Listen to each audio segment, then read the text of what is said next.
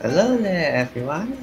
This is Nato Gias, and I am back with Paranormasight.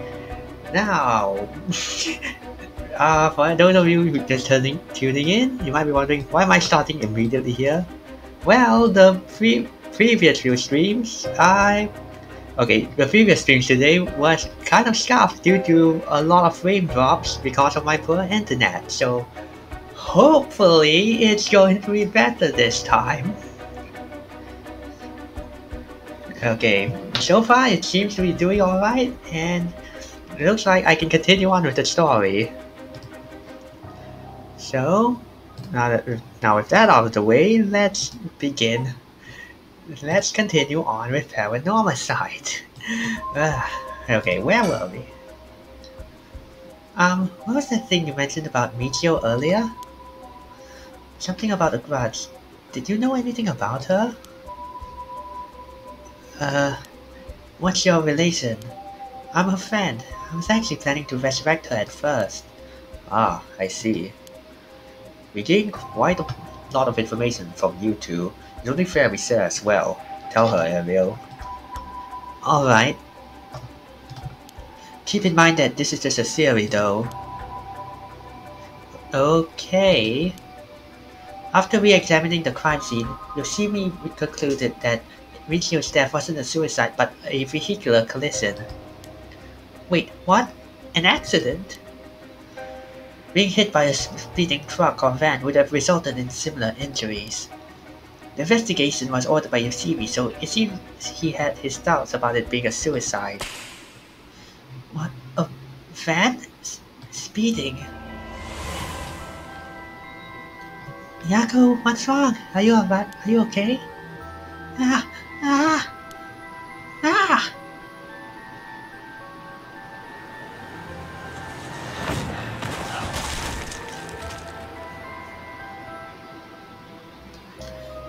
Oh, van!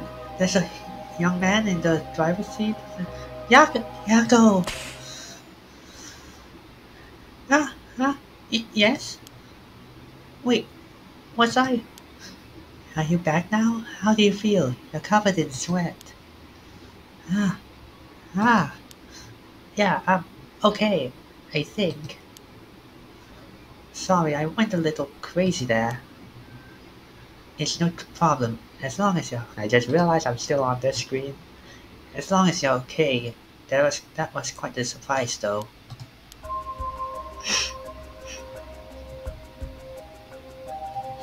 Okay, I'm being a little bit more careful, just in case.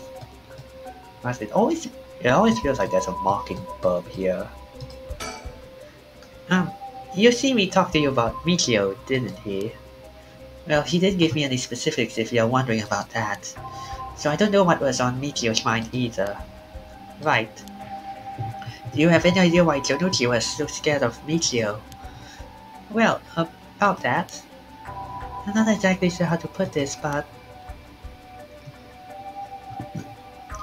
I see. Well, I have expected it was something like that. Thank you for telling me.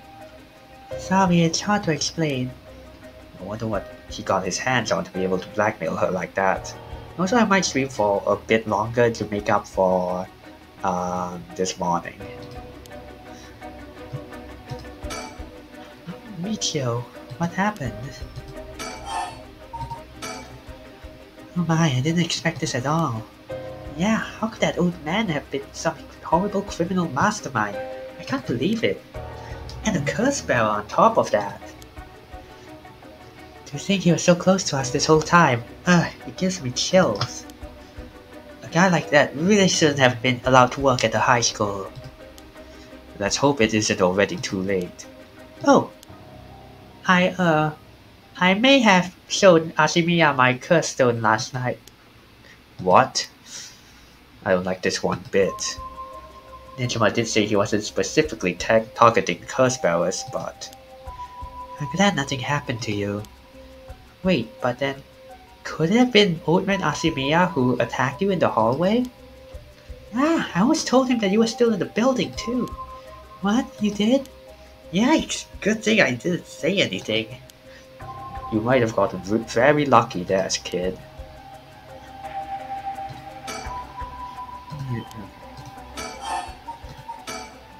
This is too much. I hope they find him soon. Come on, long arm of the law, help us. To put a stop to this feast of shadows. It would help if I knew more about how the curses of these 7 mysteries first came about. In that case, you're probably best off talking to that crabby research little guy. You mean Mr. Awaisi? I would very much like to talk to him. Ah, right, he's a teacher here too, isn't he? You would know him already. He might be more inclined to talk if it's one of his students doing the asking. Do you know where he is? I do. We tried to talk to him, but he refused to cooperate. But you two should give it a try. He's at his usual cafe, working on his papers. The cafe? Oh, Kuokikyo Cafe in Kamizawa. Thanks, we'll head over there now. School rules say we are not allowed to go to cafes though. Don't worry about it, I'll allow it. Thank you. Huh? That's all it takes? There must be a mastermind behind everything. Someone who orchestrated all this for a reason. I want to find out why. He told me to say that Mr. Yoshimi entrusted her with something. She did? What was it? Yoshimi gave her a talisman? Yes, apparently he also asked her to look for another one, just like it. The one that Michio had. What kind of talisman could they be? Boss? Doesn't ring a bell. But if Yoshimi was talking about him with his dying breath, they must have been pretty important. Did they find the talisman on Michio where her body was found? I'll check, but if they did, Yoshimi would have had plenty of time to retrieve it before he died. Right. Would you consider giving us Hitomi's contact information? I'd like to talk to her about this talisman. I'm not sure, she never opened up to anyone except Mr. Yoshimi. I'm no good, huh? I was friends with Yoshimi though. You don't seem like too bad of a guy, not all that scary for a cop. But I thought that would be enough for her. She really doesn't want to end up becoming a suspect. To be honest, she was even a bit wary of us. Well then. Do you think she talked to Yoshimi's fiancée? Haven't they met before? Oh, they have. She told us about that. Yes, she might be willing to talk to her. Alright, then we better find her fast. We haven't been able to reach her? That's a little worrying.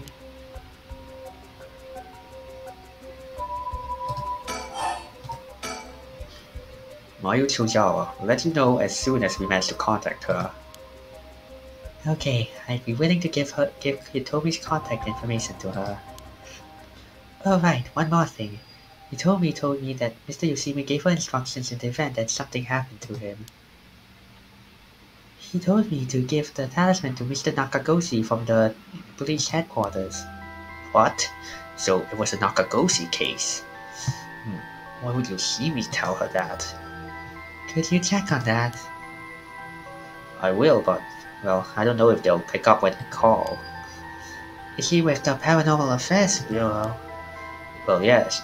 Nakagoshi's the chief, but he's almost never in, so I don't really know the guy. To be honest, I'm not even sure if he exists or if he's just a figurehead.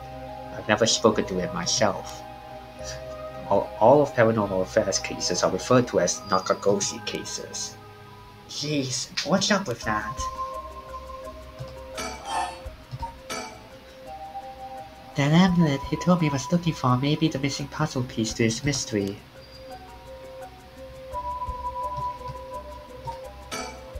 Tsunoshi was almost definitely killed by a curse. But I wonder about the exact cause of death. If the curse's origins and the cause of death are connected, it could give us another lead. Alright, that's enough. Mio, what do you think? I knew it the second I looked at the scene. You're right, traces of a curse still linger there.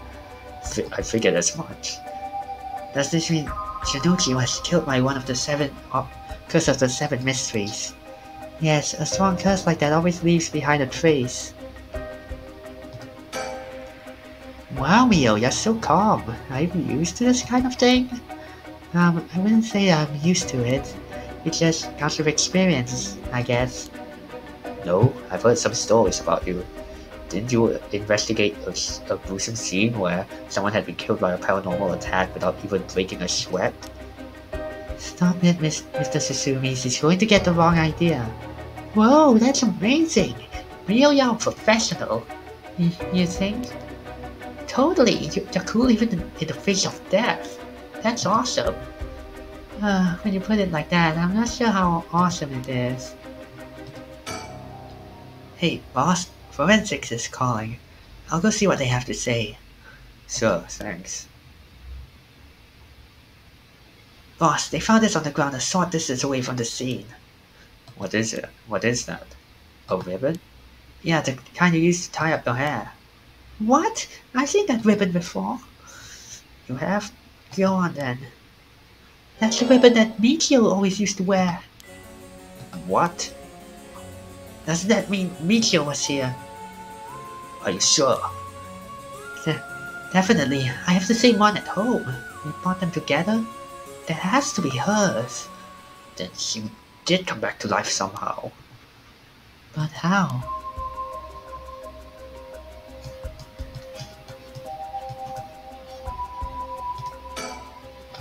If I was Michio and I came back to life, where would I go?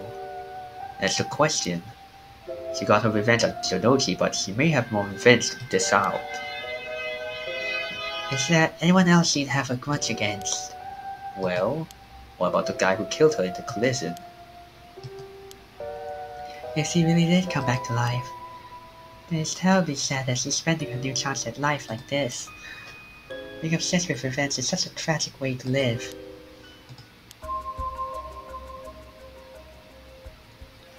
I'm afraid that's all we can tell you. Don't worry, you were a big help. Thank you. We should start our search for Nijima and Mayu Chozawa. It might be worth it to check Michio's house as well, just in case. Let's use the school as our base of operation. If anything happens, go to one of the officers hanging around here. Got it. Thank you and good luck. We'll go talk to Mr. Awaishi about a way to lift this curse. Alright boss, let's get going whenever you're ready. Okay, looks like... Oh, then have ticks. And it looks like... yeah, no slow, no aims. This is going pretty well. We'll leave the curse lifting to the girls while we go look for Nejima and Chozawa. It's also the matter of Yoshimi's talisman. But we won't get anything done staying here. We better get a move on.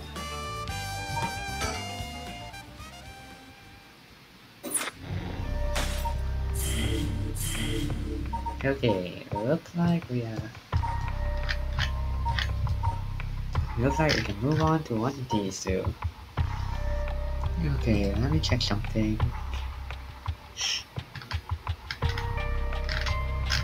Interesting. Okay, let's check. Okay. Let's...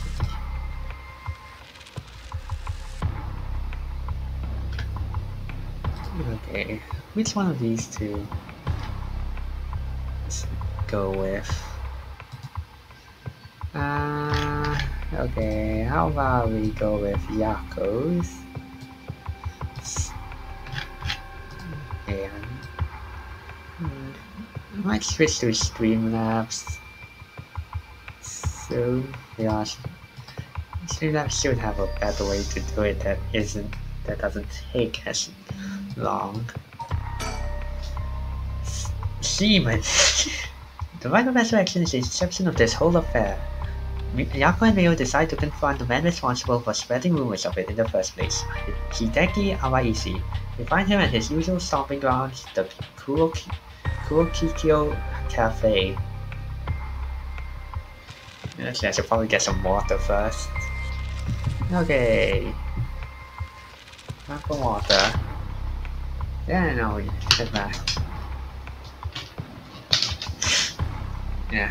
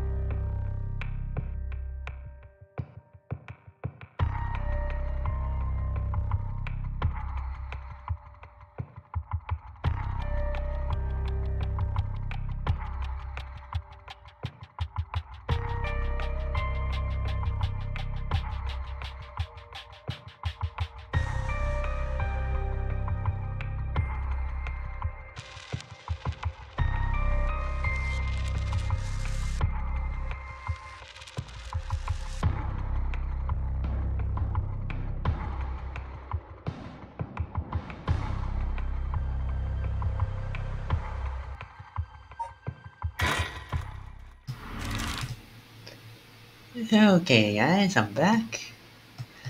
Okay, got a drink of water, so I should be able to continue on. Now then, okay, this is a new area, guys. And if I remember correctly,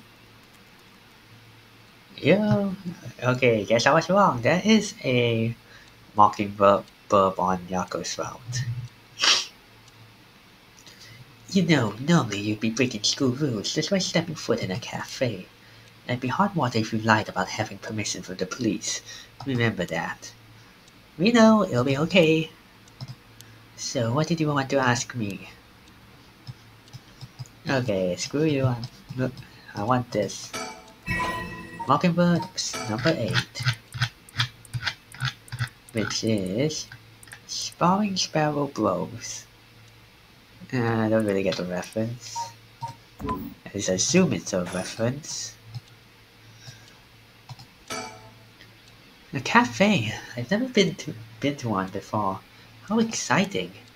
It's pretty smelly inside because of the cigarette smoke, but okay, this one doesn't seem. Actually, you know, okay, this should be important right here. Many of these. Let's see here. Fashionable cafes featuring jazz and live performances were in vogue until the mid-Showa era, when the number of cafes offering a carefully brewed cup of coffee in a relaxed atmosphere began to increase. Many of these locations also have public telephones, making them convenient meeting places. However, they also develop a reputation as hangout spots for delinquents, leading a large number of schools to forbid students from patronizing them. In recent years, table arcade games have become a big hit, affording cafes installing them a steady stream of customers. So yeah, that's the reason why why Yako and Mio aren't allowed in here. If you thought that was, if you were thinking that this seems a bit weird, that and a bit strict. Oh yeah, you can also zoom out. Yeah, there's not much here. Don't even investigate him. Yako, if you would. Right, we wanted to ask you about this. Oh my, a curse stone. An Okami mask. That must be the fool's possession. You two went to school last night? Damn, they're of all places. Yako, you're one of them. You're a curse bearer. Please calm down, Mr. Araisi.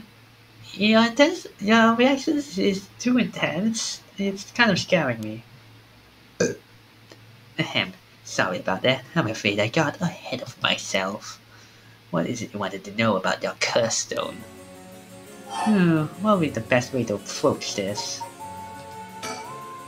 It's just a brilliant teacher like you must know an awful lot about these curse stones. Well, it's true I'm likely the person most well versed in this matter. You're the only one we can count on, Mr. Araisi. Would you help us, please? Oh, am I now? In that case, there's no harm hearing what you have to ask. Thank you, John Ron. Don't call me that. Let's see. Why is everything with the rite of resurrection and 7 mysteries curse stones happening now? Oh, taking an interest now that you've received one of the curses, have you? You sound like you're like a researcher starting your questioning with your subject's origins. Mr. Araisi, you're not the one who triggered the curse, are you? No, I'm afraid I had nothing to do with that. Rather, I wasn't even attempting to do so in the first place. Completing the rite itself has nothing to do with my research. Then how do you know about the ancient Onmyodo ritual known as the Feast of Shadows? What is that? Something from the occult. Miss Suzu, you look like the type to be interested in those things, but it's outside my field of expertise. You know, I actually wonder why do people say that? She doesn't look that goth. In that case, why do you think the fight and curses have appeared now? I believe this is the intentional work of someone. It's certainly not something that would happen by accident. What is it you want to know? Well, you may not tell us anything else if we say that we're trying to stop the curse. We need to make something up. Right. make something up. Well, you see, we just have such intellectual curiosity and think it could really help your research. I see, now that you mention it. Sounds like he's reluctant to answer. Then how about? Oh, we figured you would know since you're so smart. How disappointing. How dare you? You make it sound like I'm stupid. You are stupid. How dare you? You know what? I'm gonna bury you outside and plant me a dumbass tree. Oh, fuck you. Finally, Team Forster is what a bunch of lunatics. They're hacks, I say, hacks. You couldn't be more wrong. Do you realize how devoted I am to this research? Allow me to first elucidate you regarding the author of the Record of Fates. It's a special privilege, I might add, since I have yet to publish this in a paper. Yeah, okay. The Record of Fates was written 200 years ago in the latter half of the Edo period. It was written by a skilled but little-known onmyoji named Shuichi Mikado. This is important stuff. If nothing else, remember this. Shuichi Mikado. I've never heard of him. I'm sure you haven't. He was born into a fabled Myoji's family, but split away to practice forbidden arts in secret. He used whatever name was most convenient for the situation, so his real name barely exists in record. Also, it is written in the Record of Fates. As brilliant as Seaman was, he was also an eccentric. He did delve into researching the Rite of Resurrection, a legendary forbidden ritual that had never been completed. However, by involving himself in this forbidden ritual, he was expelled from his family and eventually found himself in Honjo in Edo. The Record of Fates had the writings Seaman recorded on the road to Edo. I see. So he wrote how to perform the rite itself. The Rite of Resurrection makes use of Abe no Seimi's specialty, the Taizan Fukan ritual, a means of communicating with the afterlife. It uses soul tracks to replicate the soul of a dead spirit that has been called. Oh wow, I never knew something like that existed. Thus, it is thought the only ones who use it are those with the ability to turn human souls into soul tracks in the first place. So the Rite of Resurrection calls for that ritual to be performed in advance. Then when the soul tracks are gathered and infused with the wish of whoever is performing the ritual, it can be completed. The contents written in the Record of Fates end there. There's no more? What about the 7 mysteries or the curse stones? There's nothing written about them in the Record of Fates. The curse stones are separate from the Rite of Resurrection. Now, curse is one used to enable one who is unable to perform such rituals to be able to use the rite. That's similar to what Mio said, actually. Let's see here. Okay, this one's... let's see. Okay, no. It's not really important to this. Excuse me, Mr. Awaishi? What is it, Miss Kurosuzu? You published a theory before the incident took place. It said the Rite of Resurrection and the origin of the 7 mysteries of Honjo are related somehow. What proof did you have of that? You really know your stuff. But about that was a somewhat sensationalized piece written for occult magazines. Oh, really? Yes, it's nonsense then. Not exactly. Rather, it is not a complete fabrication. There is a basis for it. And that is? Well, I suppose there's no harm in having a couple of students so passionate about the topic. Thank you. This is something I discovered from referencing numerous texts unrelated to the Record of Fates. It was just after Seaman arrived in Honjo. There are records of a conflict over a ritual used to resurrect the dead in Honjo. A conflict over resurrecting the dead? I don't know the details. The man enticed the public with claims of a spell that could resurrect the dead, causing a conflict that ended tragically with 9 dead. That is the only remaining reference. 9 people fighting over a resurrection ritual. I call this tragedy the Honjo incident, and it has long been the subject of my research.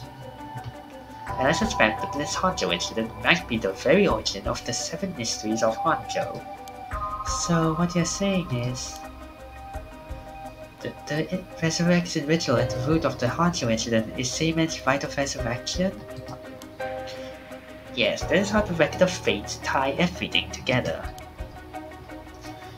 To put it in chronological order, first Seimen brought the rite of resurrection to Edo. We can assume by this point, Seimen was likely using a different name. Then in Honjo, 9 people fought to the death over this rite, the Honjo incident. After that, the incident was covered up by an interested party, preventing it from being recorded in history fully. Eventually, it was passed down in incomplete pieces, becoming known as the 7 Mysteries of Honjo. That's more or less the course of events.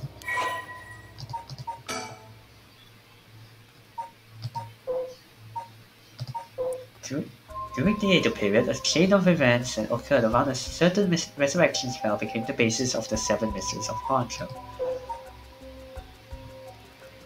As indicated by its name, the manuscript holds detailed instruction on how to perform the secret art of reviving the dead. This forbidden ritual is said to have been devised by the once famous Onmyoji. Local researcher Hideki Awaishi recently discovered the old manuscript and gave a presentation on it at an academic conference, setting ripples through the field of occult studies. According to the record of fate, this mysterious ritual was devised by the gifted Onmyoji Abe no Seimei. It converts the souls of the dead bound for the underworld with soul drags collected as sacrifices through the Taizan Fukan ritual.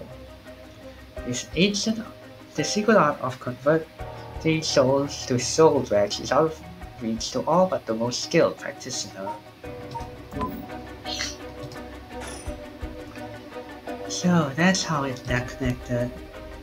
And if I'm getting this right, the 7 mysteries were basically required to gather the soul drags necessary for the rite.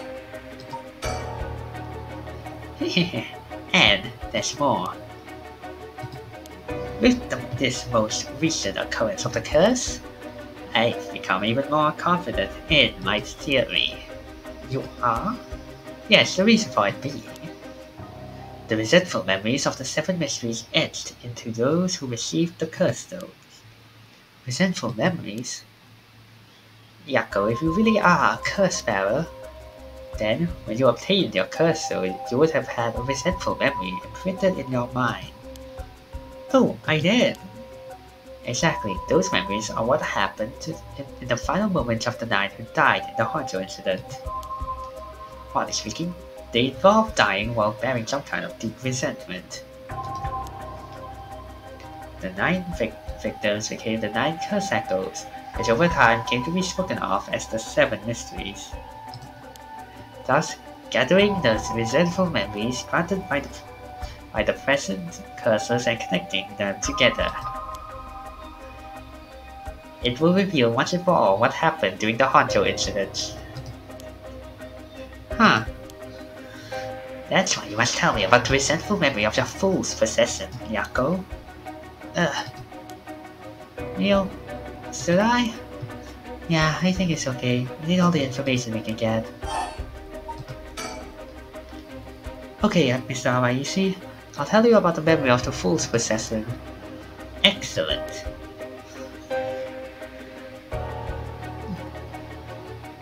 So basically it's about a woman who died falling from a Yakura tower at a festival.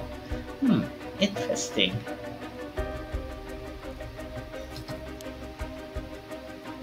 It's not that one then. Not that one? Not that one? What do you mean? Among the 9 victims at the Honjo incident, that is to say the 9 curse echoes, one of them is Seimen himself, or so I suspect. Huh? Seimen was one of the victims at the Honjo incident too. Meaning that Onmyoji as powerful as him also became a curse echo? Right, it would make sense that the curse stone tied to a curse echo like that would be special. The power of the curse stone is different based on the curse echo? Meow. Then maybe with Seaman's curse echo we could... Yes, we may be able to settle this whole situation. Hey, what are you two whispering about?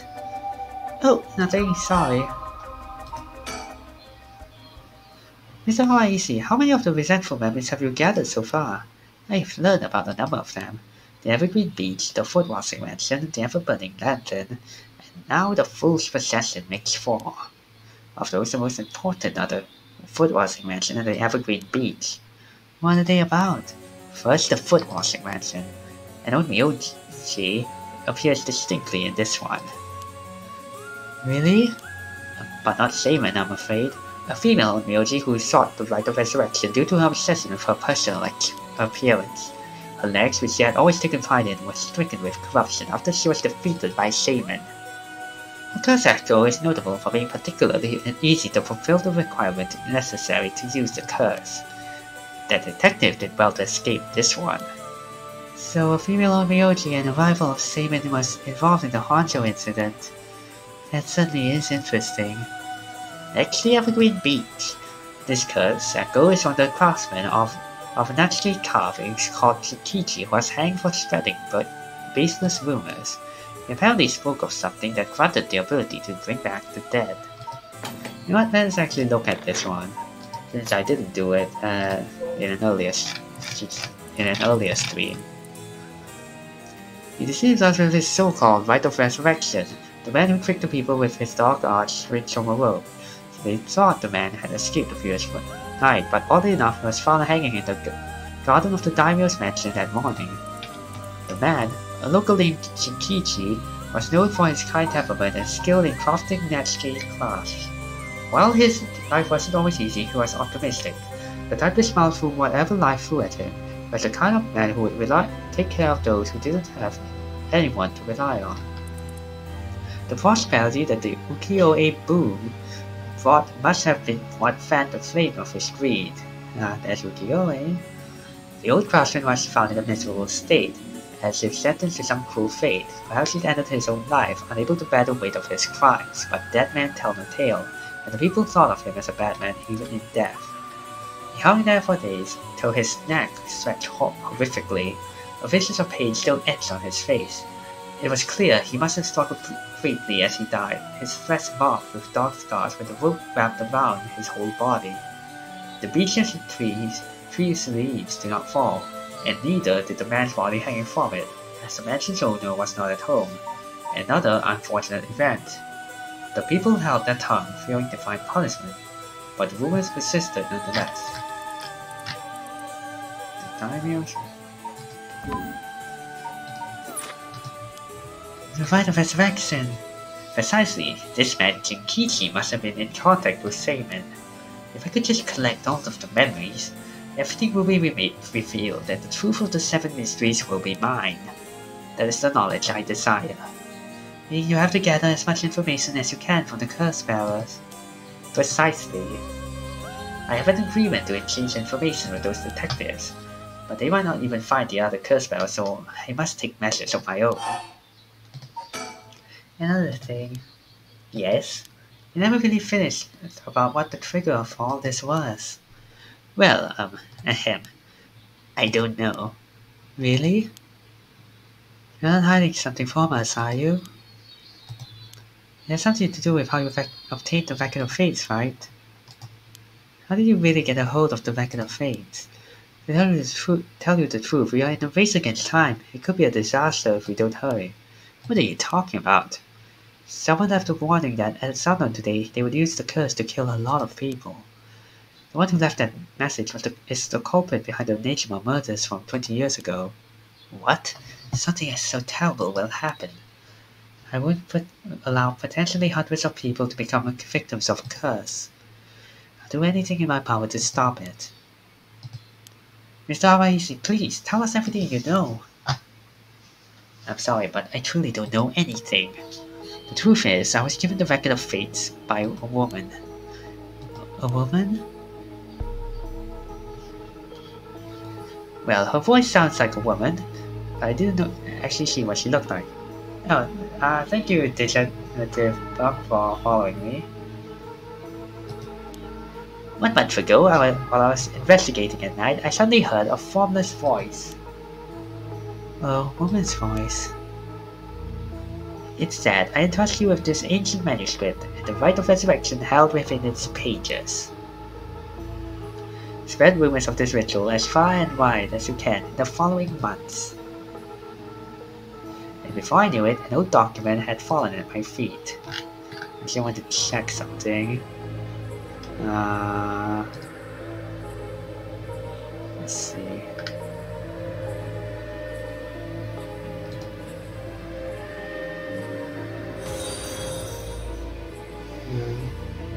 Okay, it should be working. Not sure why it's not showing up.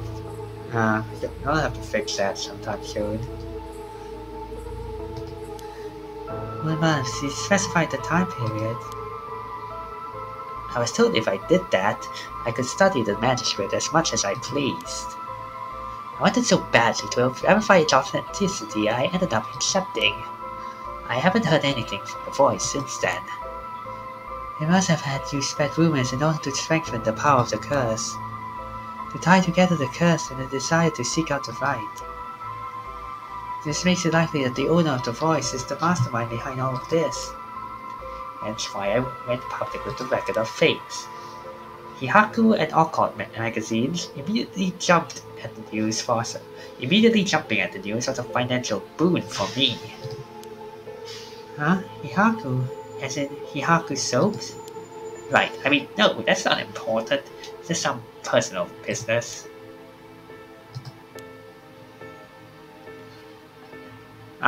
After that, I waited, trying to predict what would occur in a month's time.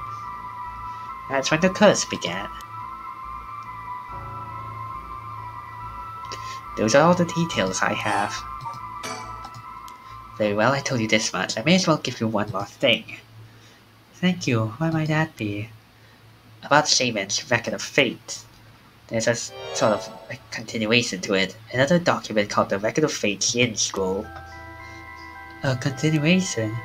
Apparently a section written in Shaman's own hand was appended to the manuscript. According to which, after the Honjo incident, Shaman lamented such a calamity taking place.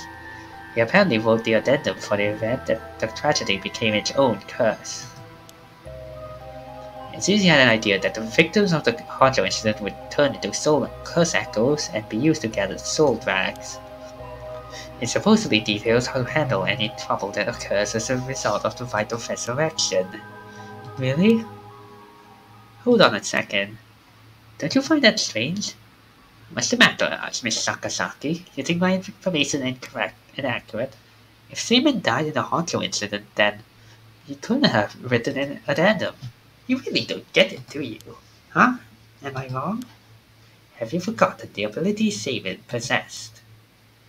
Of course not. He could use the rite of resurrection. Oh! You're telling me Seaman used it on himself? So he died without being...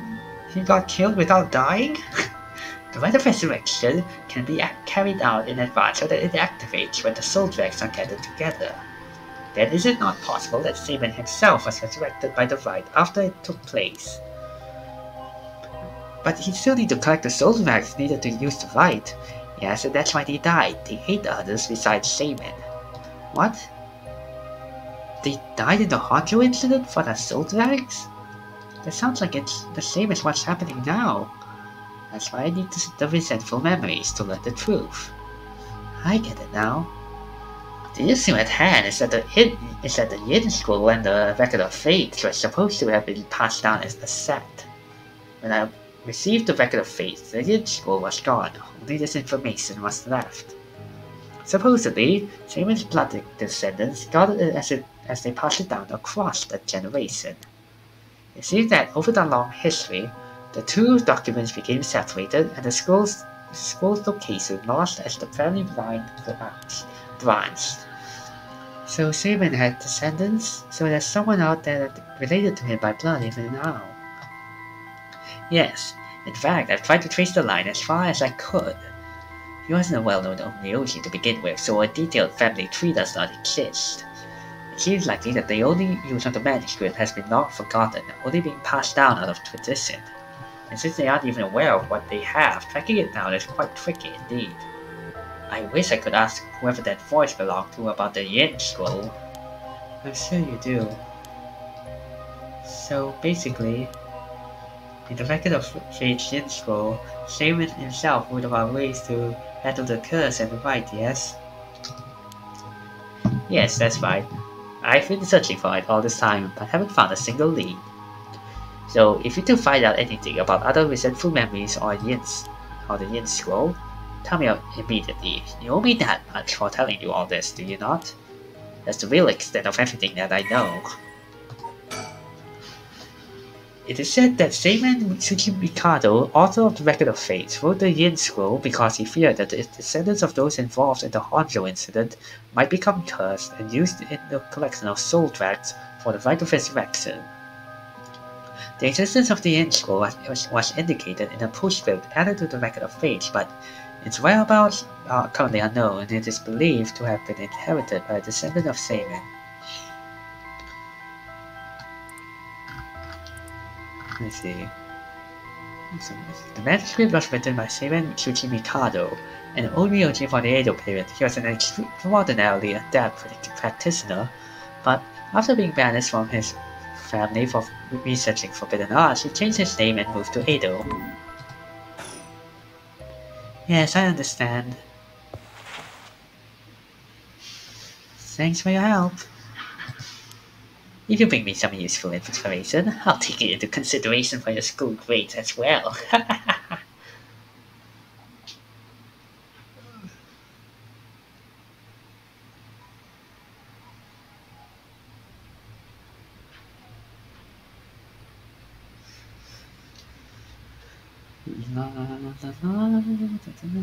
We've learned a lot. So, to sum it up, there was a tragic incident with people cursing each other for the rite of resurrection in the Edo period as well. And the Record of Fate's Yin Scroll may have the info we want since it details how to stop the rite. I think that's about it. Right. If we could just find the Yin Scroll, we might be able to learn how to settle this situation. But even Mr. Awaishi didn't have any leads on where it is. How do we start looking for it? Someone involved in this now must have some connection to it, I think. I have a feeling the mastermind who awakened the curses is involved too. Right. Oh, that reminds me, Mio. You know what's nearby here, don't you? Huh? Oh, you mean where Michio... No. Something's wrong. Oh, you mean where Michio? Yeah, where it happened. I was going there every day to leave flowers, even though they always get cleared away anyways. I'm sure it must be hard to have to be reminded of Michio's death all the time. Oh, that reminds me, Yako? Yeah? When you asked me to do the spirit board 2 days ago, did you come here that day too? Yeah, I left some flowers before going to school. Why? Did anything seem different that day? What's this all of a sudden? So now that you mention it, that day I suddenly felt lightheaded and ended up passing out for a little bit. I came to right away and felt fine, so I didn't think anything of it. I see. That's all I was wondering about. Thanks. Whoever's behind that voice that gave Mr. Awaishi the Record of Fates, that must be the mastermind, don't you think? Yeah, he said it sounded like it belonged to a woman. Whoever it is, I bet that's scary. Huh? You don't sound like the Yako I know. Man, let's catch him and make him spill the beans. I thought you'd say something like that. Really? I guess I'm not really feeling that confident right now. I understand. I don't know if it's related to that woman behind the voice, but I'm also interested in the female Onmyoji who was a rival of Shaman. So, Mio, what are we going to do next? Good question. may be best to give the information we just learned to Inspector Susumi. We've got a pretty big clue from hearing about the record of Fate's Hit Scroll. Mr. Susumi might know more about it. Should we go back to school then? Yeah, that's our point of contact after all. Hang on, give me a moment. Excuse me, you girls over there. Whoa. Sorry, I didn't mean to eavesdrop, but something else you said caught my attention. And then who might you be? I'm Yutaro Namigaki. I should probably tell you. Until yesterday, I was a curse bearer. That should clear things up. What, a curse bearer? Oh, you don't need to be scared. I've already given up the curse stone of the foot washing mansion. The foot washing mansion, so you're the one Inspector Susumi was talking about. Ah, you already know Inspector Susumi. That makes it simple. There's nothing to worry about. Oh, hey! Here! The driver's seat. Miyako? Yes, wait, what? Just now, was I doing something? Sorry, Mr. Namigaki,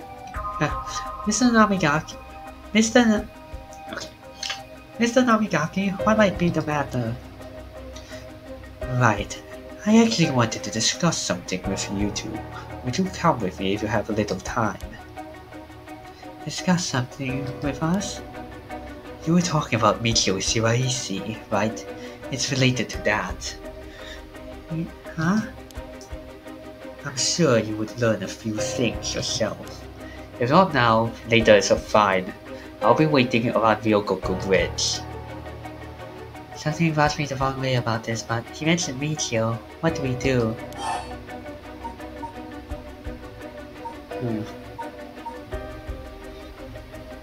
Alright. Okay, so the correct answer is go to the school first, but let's talk to you. I forgot his name. Well, I suppose we may as well hear what it is you have to say. Glad to hear it. Then shall we relocate elsewhere?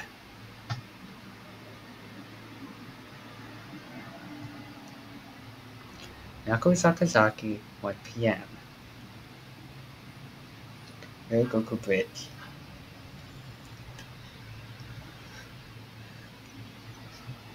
So, what did you want to discuss with us? Let's see, how do I put this? Hang on, I have to sneeze.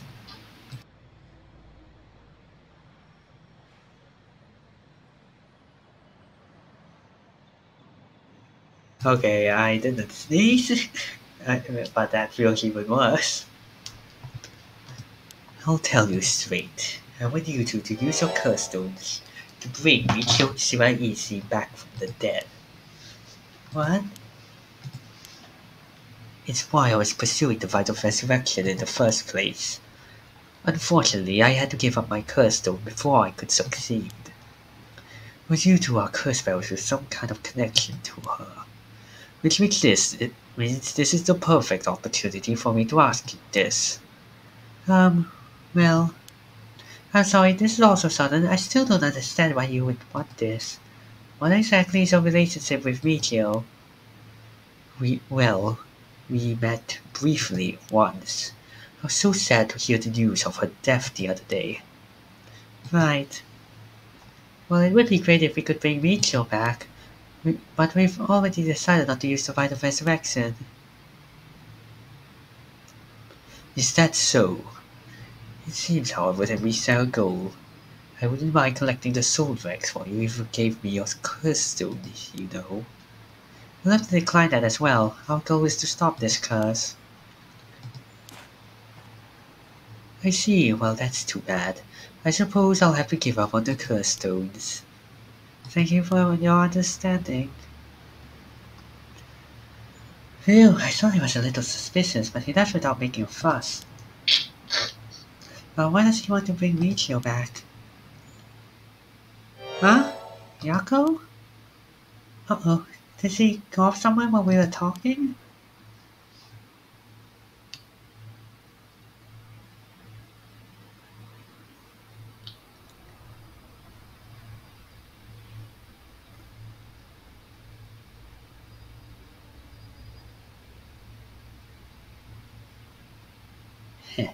I finally caught up to you. I don't know if you noticed me following you or not, but leading me to a secluded place, you've got guts. I'm sorry, but I'll be taking your curse stones. Either you hand it over or I'll have to take it by force. What? Really, that's a lot of bluster. What? Why are you? No, no, no. See you again. I don't understand. Wait, it was just an accident. I swear I didn't mean to. That's why I was trying to bring you back.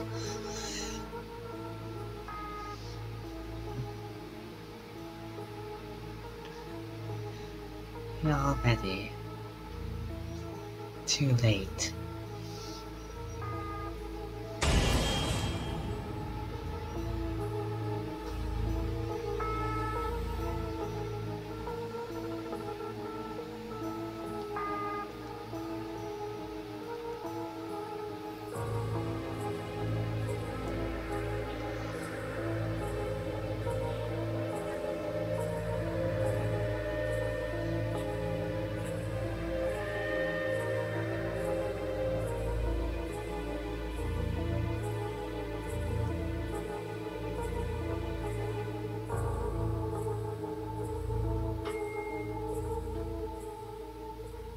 Yeah, it's actually a lot less people than I was expecting.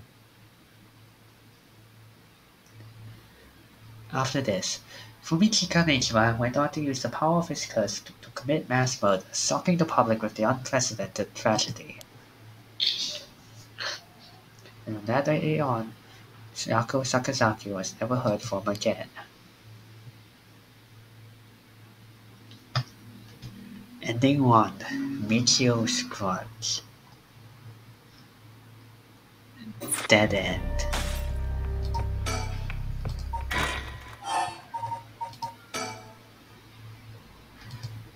Okay, let's just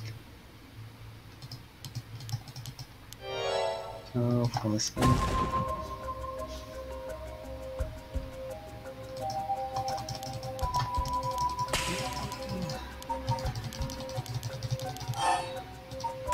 Okay, let's go to the school first this time. Sorry, but there's something we've got to take care of. We'll have to pass. Is that so? Well, that's too bad.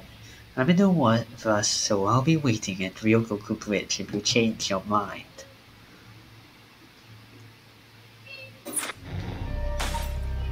And that's the end of Yako's route.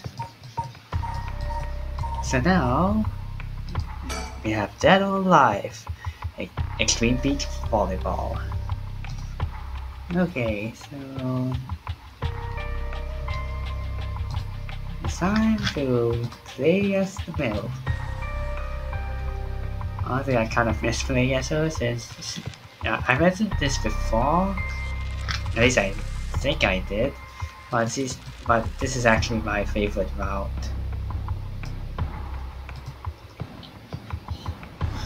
Okay.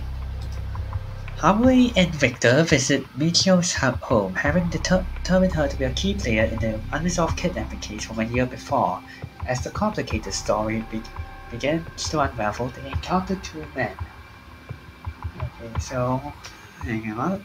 Once again, I'll take a short water break and then return for this round.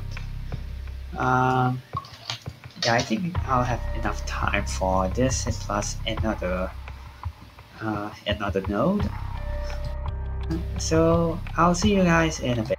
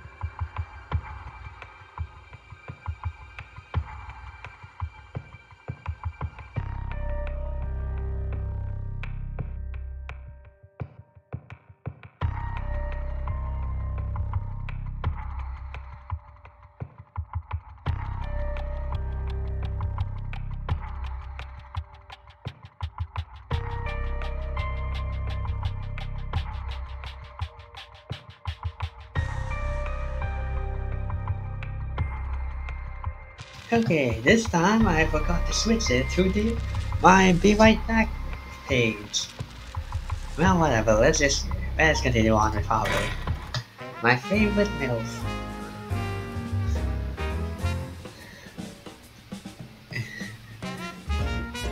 Yay! Ma'am, allow me to introduce one of our country's most elite detectives. The name's Junerio. I'd hardly call myself elite, but either way, it's nice to meet you. This here is the brilliant Chief Inspector, Susumi, and yes, he's as rough and tumble as he looks. Sometimes I really don't know if you're complimenting or putting me down.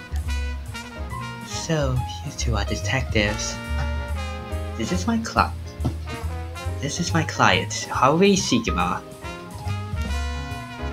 Her father's a big deal in the police force himself, so remember to mind your manners. A bigwig named Sigma, boss. You know of this guy. Shit, I've heard the name, but no, I don't keep track of who's who in the upper echelon. There's no need to worry. I am my own person. After all, my father has nothing to do with any of this. Oh, did you hear that, boss? Looks like you're getting off easy this time.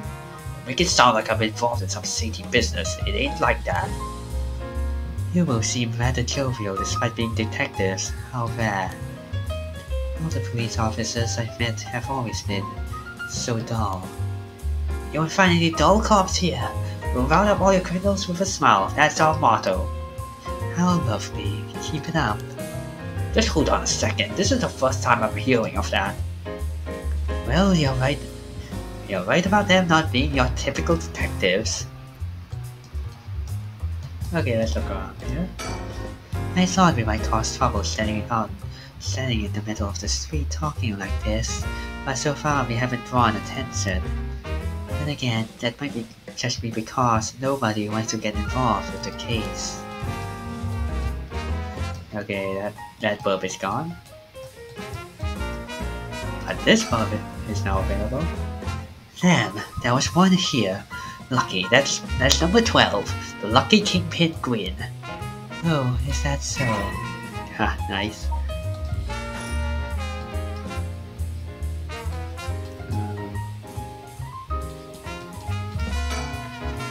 He seems like he's got a lot of experience working the streets. Most of the officers I know are bureaucratic desk jockey types. The contrast is rather striking.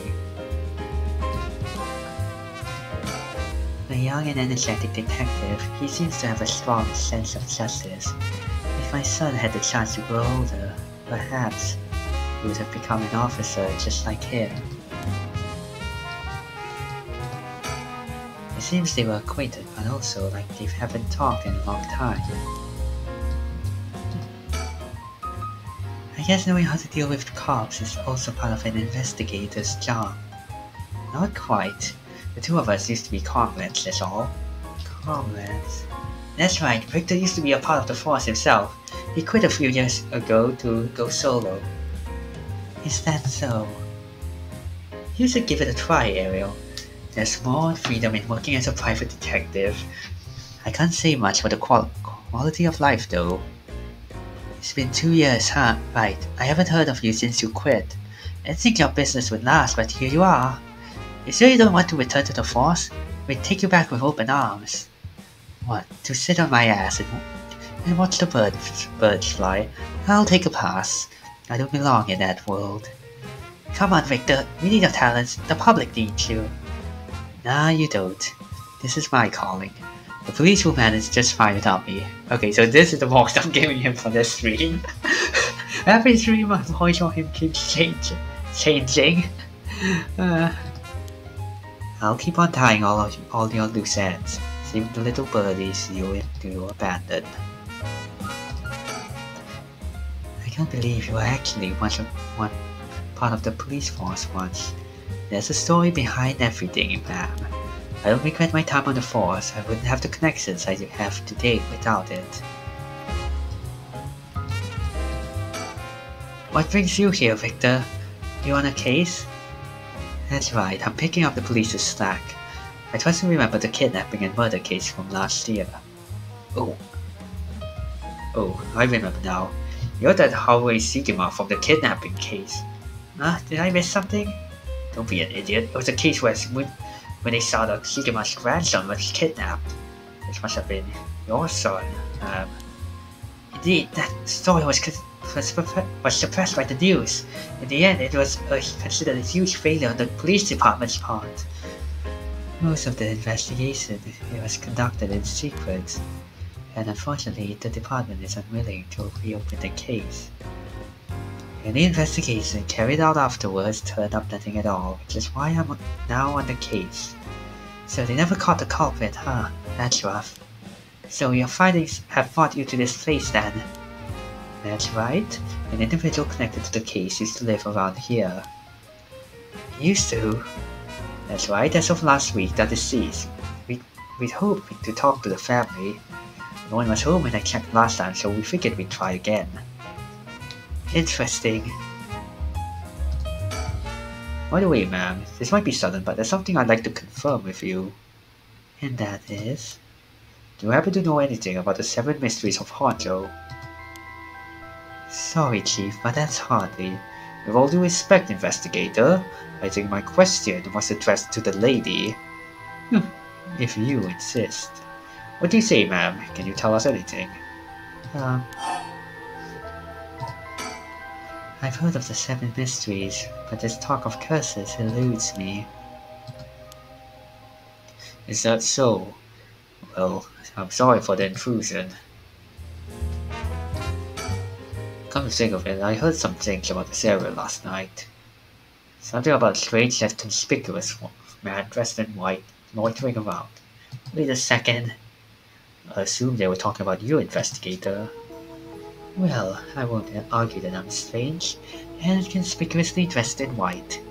And as it turned out, I was here last night to conduct my investigation. Did you run into anything strange or out of the ordinary? Out of the ordinary? I guess I did observe a few suspicious characters. You're asking about curses just now. Why would a public servant be interested in the occult? Boss, Victor's a smart man. He can help us if we tell him what we know. I can't promise I'll be of any help to you, but I'm interested in hearing what you've got to say. Something is happening in Honjo, isn't there? It must be something big if they've got you head office guys on it. Well, I guess it's alright. Desperate times call for desperate measures. Thank you, boss. Listen carefully to what we're about to say, Victor.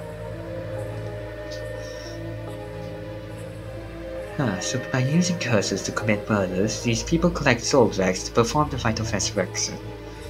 And these curse stones are somehow connected to the 7 mysteries of Honjo. It's a tough story to swallow, but I don't see a reason to doubt you either.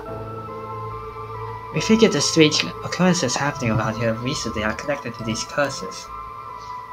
To get this situation under control, we've been searching for the curse bearers to confiscate their curse stones. Do you have any information that might help us? That's tough. I never expected curses and another mumbo-jumbo to play into all this. But we're talking shady characters.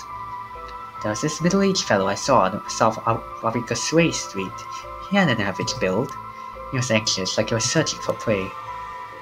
Boss, what do you think? Well, considering the location, it could have been Hideki Awaishi. We already got his curse stone. Impressive! You two are working quick. Did you see anything else? Not that I remember. That's the same. If you see any characters who look like they might be carrying a curse stone, it'll be a huge help if you let us know. Absolutely. I'll let you know if I find anything. Victor, perhaps you could lend a hand on our case too. There's a number of people we can't track, and finding missing persons happens to be a specialty, you know? I hate to disappoint you, but I'm busy enough with this case. The favor of my clients is what keeps me afloat. I have to prioritize requests by the order in which they come. Well, I see. Well, can't say that's not unfair. What do you need a private investigator for anyway? The cops should have plenty of right folks to throw at the job. True, but this isn't an ordinary case we're dealing with here.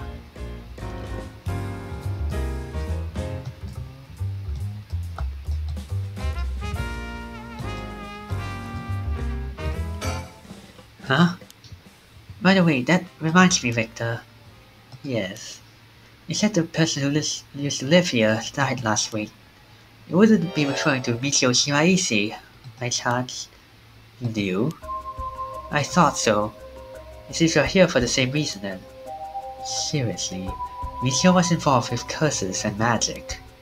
Strictly speaking, the curse part is now concerned. We're looking into Yoshimi's case. Yoshimi? Oh right, Hajime Yoshimi. That's why she died on the job. I'm sure you've heard of it. I heard it was the most unfortunate loss. So there's a connection between Hajime Yoshimi of the juvenile division and Michio. Well, hold on. Let's focus on Michio for a second. You think she had something to do with the kidnapping? Talk about unforeseen developments. Exchanging information should prove mutually beneficial.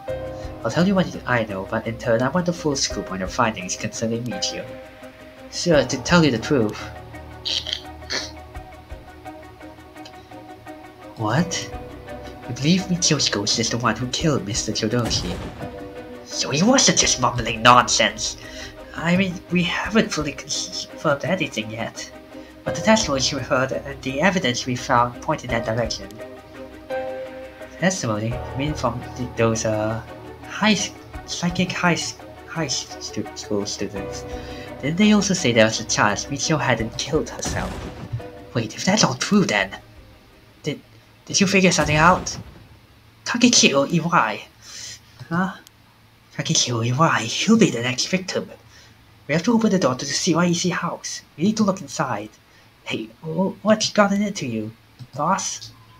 I'm sure the landlord would give us the key we asked. Screw that, you know how long that could take. We can ask for permission later. Victor? Hey, Victor, calm down, we can't just... Take that, you city doll. That's how you do it. Victor, get a hold of yourself. I see you're still the same as always. Everyone, come quick, look at this.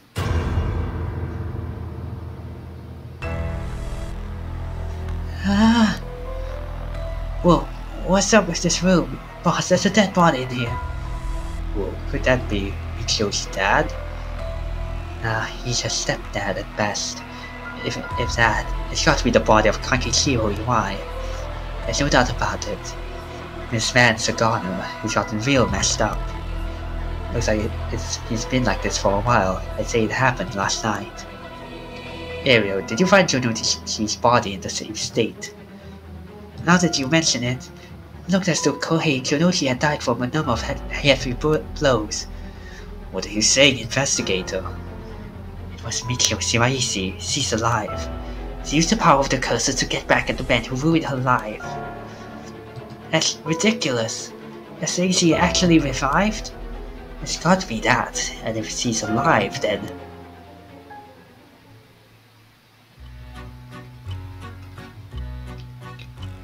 My apologies for interrupting.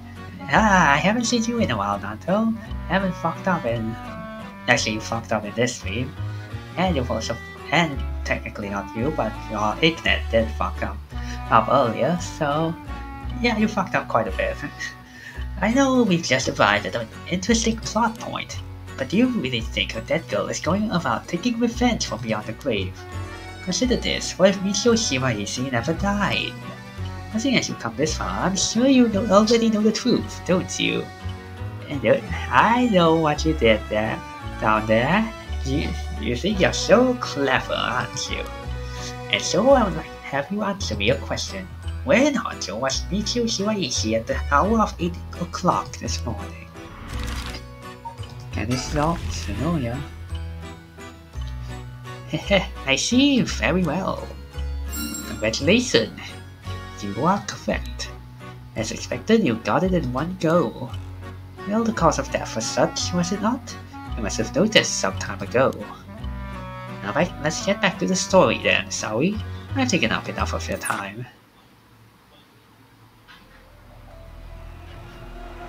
What? So, you really think Michio Shiraishi is alive? Just think it through and it all becomes obvious. It tracks, but Do you really think that girl could have managed all this?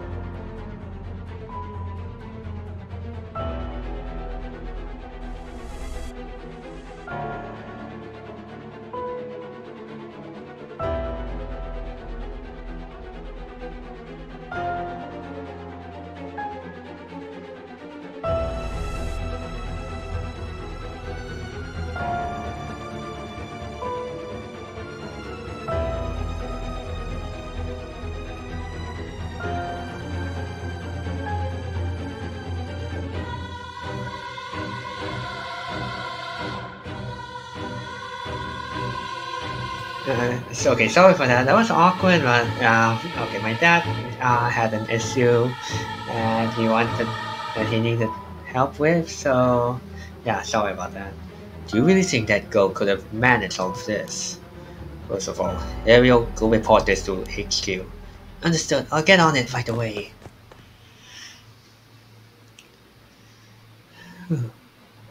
I'll start investigating this place. It sure isn't lacking in stuff that needs looking at. There's a bunch of people of the photos of the same person posted on the wall over there. Huh? Well, hold on now. These photos. They're all of Fumichika Nejima. Gross.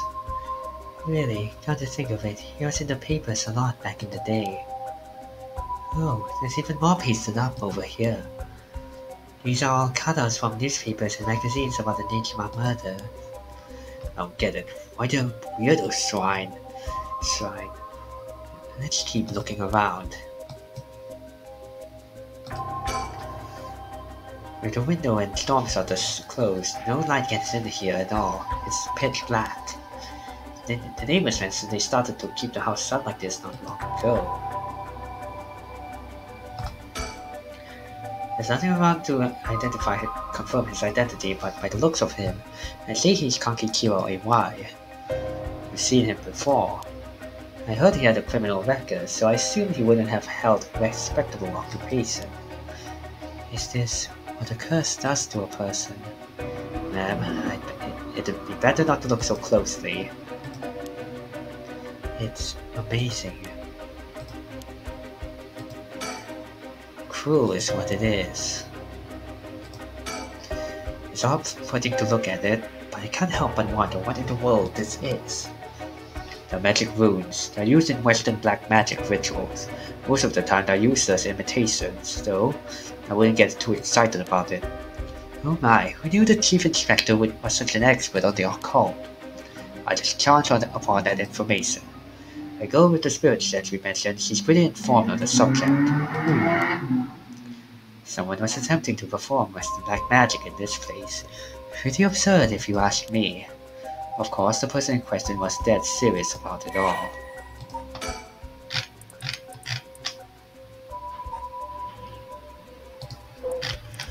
Okay, this one... Honestly, this one's not too important. It looks like the things spread around here have been this way for a while now. This ritual or whatever was something he attempted up to recently. Many of the neighbors mentioned having heard strange mantra-like noises coming from here during the night. You'd think Iwai was the one chanting. Hard to say, could have been one of the Shiraisis as well. If we look through these books in the back, we might learn whatever it is they were trying to do. It's the same man in every picture. Is that Fumichika Nejima? Wow, this is quite a spectacle. I don't think I'll ever manage to erase this from my mind. Don't worry, Victor. You're quite a spectacle yourself. Do you mean to compare me with the likes of a bizarre criminal? Those are cut from publications. They even snapped a number of thoughts on their own. They must have admired him. Why else would they have collected so many pictures? Whatever the case, it's certain they were obsessed. There are old books scattered everywhere. I wonder what they're about. Many of them are written in a foreign language. It'll be a pain to look through all of these. Let's save them for later and continue to look around. If we look through these books in the back, we might learn whatever it is they're trying to do. Look at these. Pictures of Fumichika Nejima are cut out from newspapers and magazines. Whoever put these out was obsessed. I wonder what their intent was. You think the Shiraisis are somehow connected to Nejima's case? Perhaps they did this as to not forget a grudge or something. It's crazy to think Nejima might be involved in all this too. Do you think he might have anything to do with the body here? Maybe. The man's already out on parole. He's a curse bearer with a curse tooth now. Announced that from sundown today, he'll be going on a killing spree. Oh dear. There's an emergency search underway as we speak, but no one's yet managed to get a hold of the bastard. So he changed his ways. That doesn't bode well. To tell you the truth, the lady here isn't completely unconnected from the Nejima murders either. You don't say. That's right, we talked about it last night. 20 years ago, I found a head in Sumida River that brought the incident to light. You don't say! You were the kid from back then. You were really brave. You did a great deed. Were you the detective I spoke with? I had no idea. So you two have met before. Fancy that. I've been worried that Fumichika Nejima might have bear resentment towards you, ma'am. You might be right. Unfortunately, that asshole is quite a resentful type.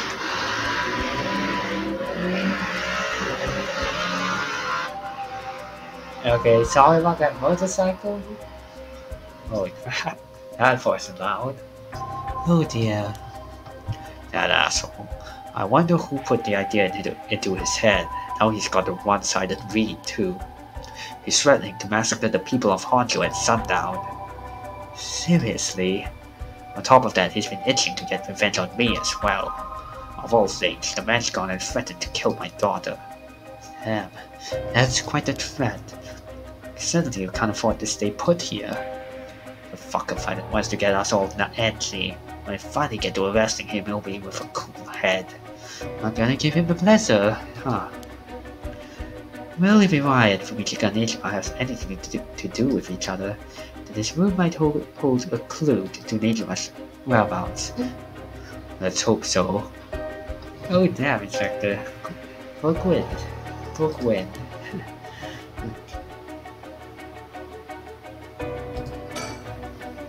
The candles and stones with inscriptions placed all over. Are these tools for some ritual? Hey, don't touch anything, you hear? Ah, that's right. Considering this is a murder scene, we ought to leave everything as it is. All of this can be used as evidence. If anyone besides forensics toys with it, it'll cause trouble down the road. This sliding door leads to the kitchen. It barely fits the frame. What do you say, Chief? Would you let me look through it as if I wore gloves?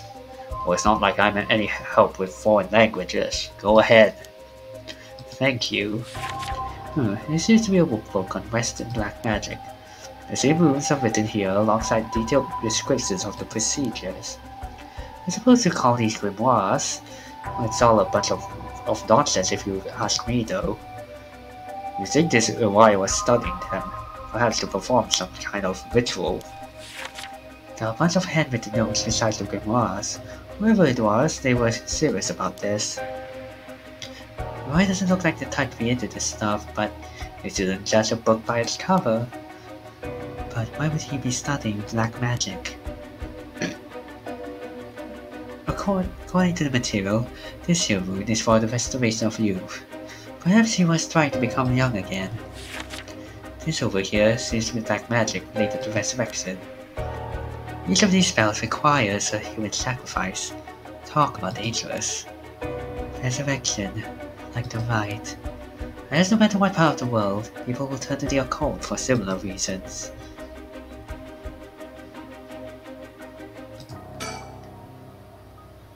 This drawer is really old. Chief Inspector, do you mind if I take a look inside? Huh? I mean, in normal cases, only the police would be allowed to touch things, right? Right, Hero is here, so let me take a look at it. It's just clothes in here, not much variety either. Can't say they were big spenders. Well, I was hoping to find a kind of talisman here, but I guess we're not so lucky. I see. Thank you anyway.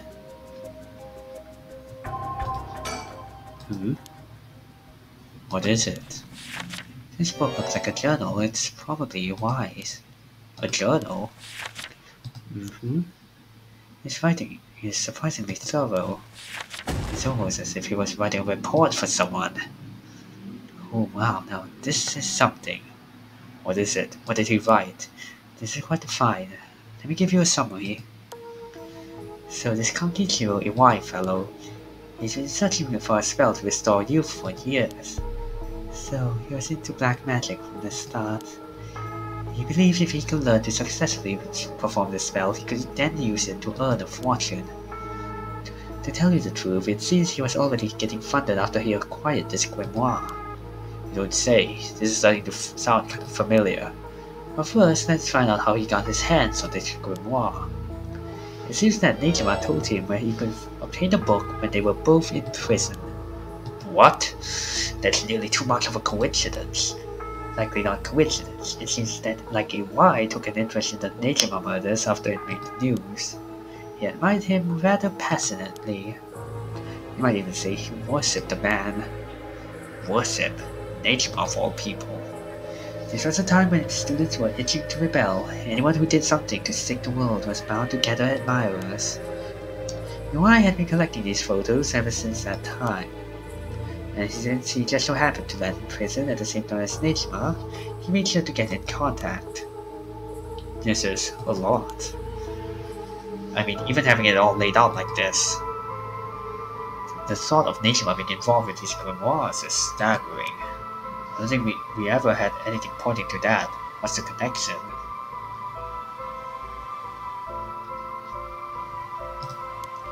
To be honest, it's a shock for me too. For years we've been scratching our heads over the motives behind the Nijima murders. Yup, it's been a mystery to us all from the very start. Oh now, wait just 1 minute. Do you think... Wait, are you saying... That's right. The murders might have been for a ritual. He was attempting to perform black magic. The instructions written down for the sacrifice or offering match up exactly with the acts carried out by Nijima. You've got to be kidding. So the sadistic crap he was doing was all for black magic? That's what the evidence suggests. However, Nijima tried to do some type of resurrection ritual, but Iwai had different motives. Chief Inspector, you might think this is all the stuff of fantasy, but that doesn't refute that Nijima and Iwai were both acting in earnest. This is batshit insane. You're telling me that Nutjob did this all for some hokey-pokey resurrection? Shit, resurrection. That means there must have been someone Nijima wanted to bring back to life. Damn it, that's it. That has to be it. Fucking hell, it all makes sense now. What is it? So about the Nijima murders, there's some information that's been kept from the public.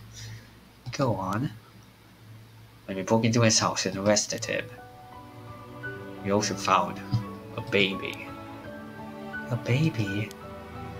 It was a girl, looked to be about 6 months old. She was covered in filth. She looked so weak and sickly. We called the medics right away. If we were a second later, I'm sure the girl would have died. So, Nijima was the father. He told us he'd found her under a bridge. He found her. She was abandoned.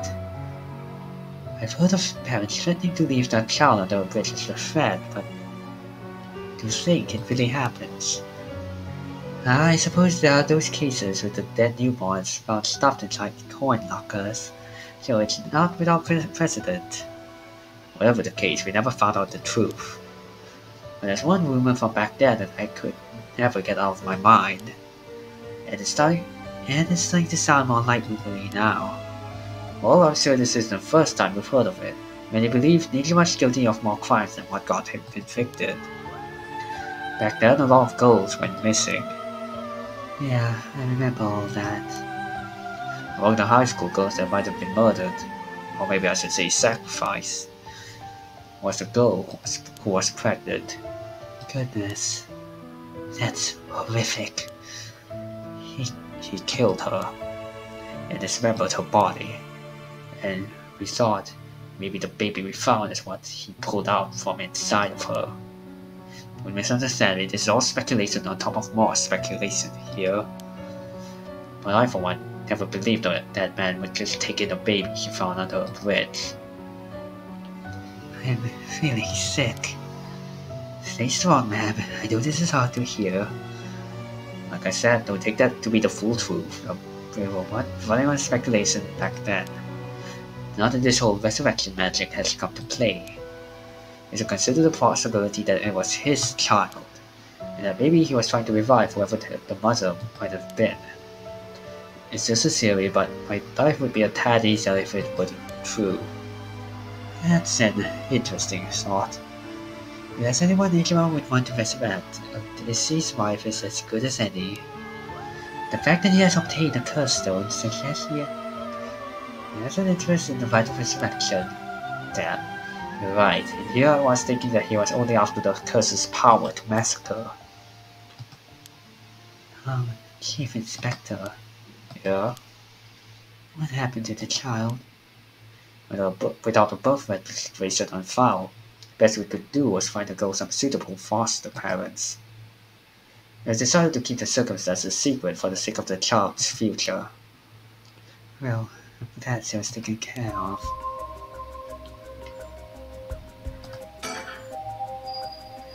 The person who put all these photos up must have been obsessed with Nijima. They might have had some relation to Nejima's victims, or perhaps it was the opposite. The opposite. What if it wasn't loathing, but admiration? But then... I don't mean to derail the conversation, but there's still more written in Iwai's journal.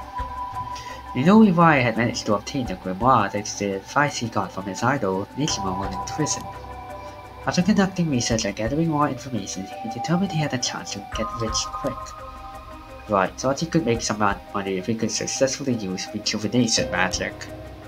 Correct. Turns out someone gave him the idea. And get this.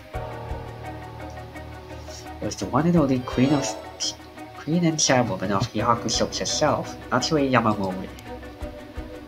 Wait, the Chairwoman of Hihaku Soaps? So that's where this leads. Here, let me read what he wrote. The Queen of Hihaku has a strange fear of growing old. Her fear of death is even worse. If she does die, she wishes to be revived. And she will spend whatever it takes to preserve her beauty. Magic, rituals, and rites, she'll use whatever means necessary. Her tenacity is unbelievable. She's apparently investing money into any research on resurrection, the restoration of youth, and the like. So she'll even throw her money at the occult. The places greed will take you. Well then, that brings us to Hideki Aoishi. She presumably funded his research into the rite of resurrection as well. That's what it all points towards. I wouldn't be surprised if the Witch of Hihaku pondered the rumors of the rite of resurrection. It's starting to sound likely. It might also be why she's spreading the rumor about having godly powers. It's a convenient cover for if she becomes young again. Godly power, what's that all about? You can ignore that. Either way, I think Iwai took the payments he was getting for his research to seduce a family into taking him in to keep a low profile. The Shiraishi family, Michio and her mother, Toshiko, was just his unlucky marks. And this is where you get involved. Are you feeling steady, ma'am? Huh? This has something to do with me. No, you can't mean. You realize then. Perhaps.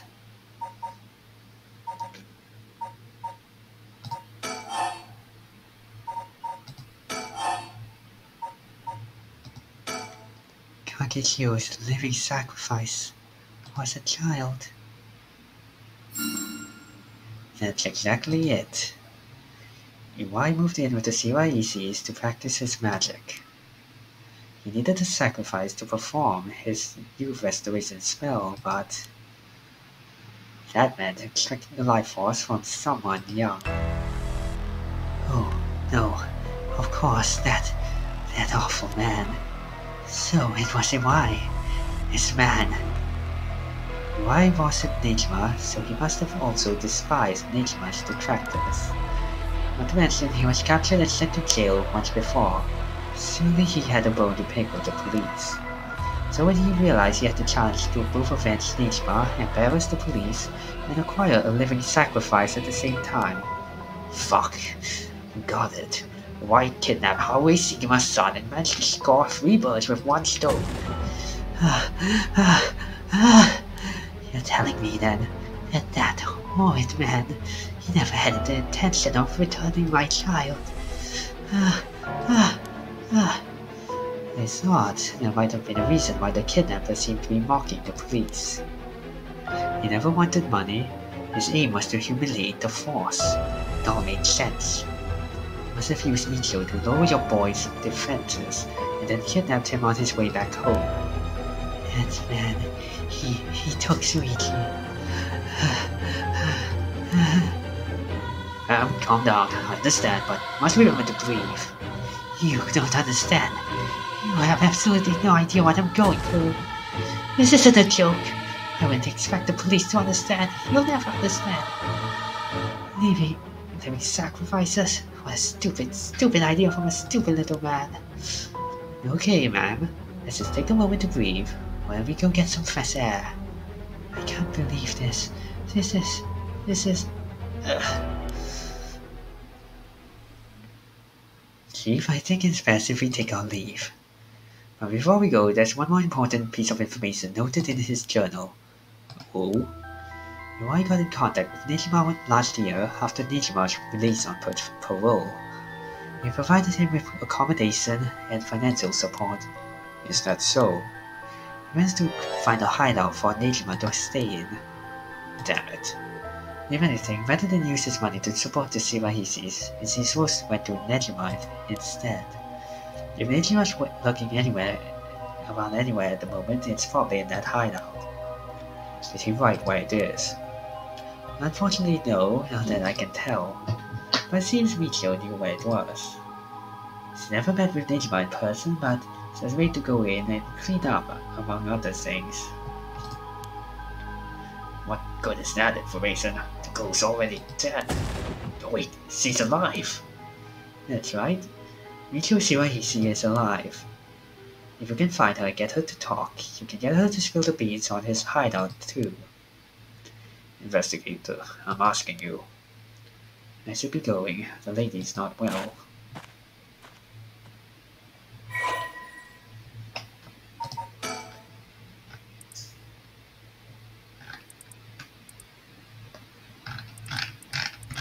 Okay, this one is very worthy. Honestly, that's another complaint I had with the game, is that sometimes like even the later file entries are just is literally just a wall of text. text that and yeah, I know it's a visual novel, but there's a lot of telling, not showing.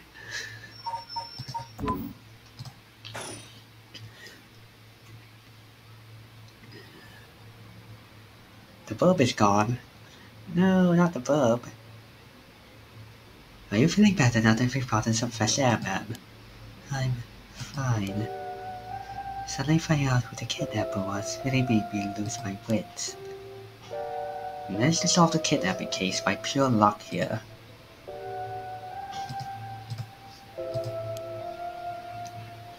You're right, but Victor, I feel grateful towards Michio. Because he killed the kidnapper. There's that too. But it's for something else. If Michio is the one killing all these people,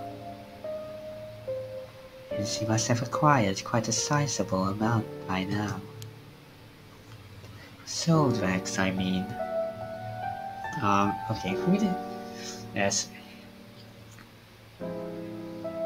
I think she hasn't killed any curse bearers, if I remember correctly. Hey, Victor. Whether the kidnapper is dead or alive, it doesn't mean a thing. Revenge would bring my boy back. And if Nijima is planning to cause a massacre to collect soul tracks, then all the better. I won't give up on resurrection. So, I'm counting on you.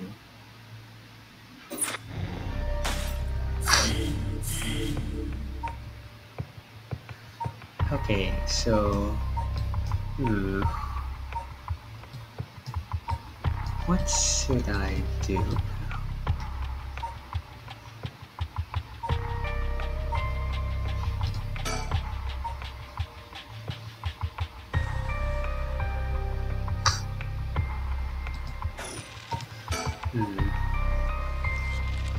Should I continue with... let's continue with Harvey.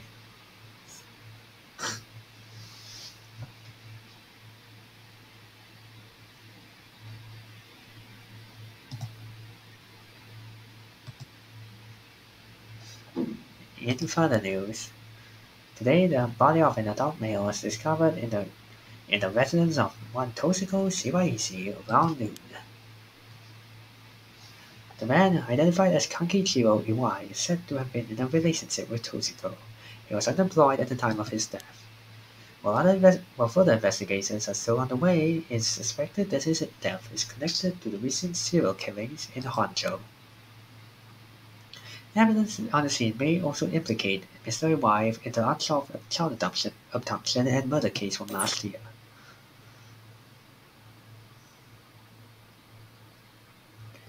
Well, ma'am, it looks like we've managed to settle one part of the kidnapping case for now. Let's begin discussing our next steps. Right.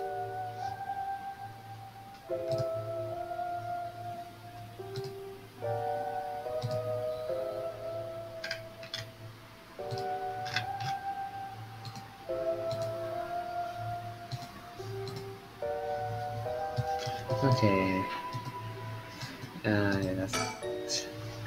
wonder what kind of music Victor is into. I imagine he likes English songs. No matter how much I look at the flowers, they don't make me feel anything. I grow so used to seeing this grow, I don't really give it a second thought.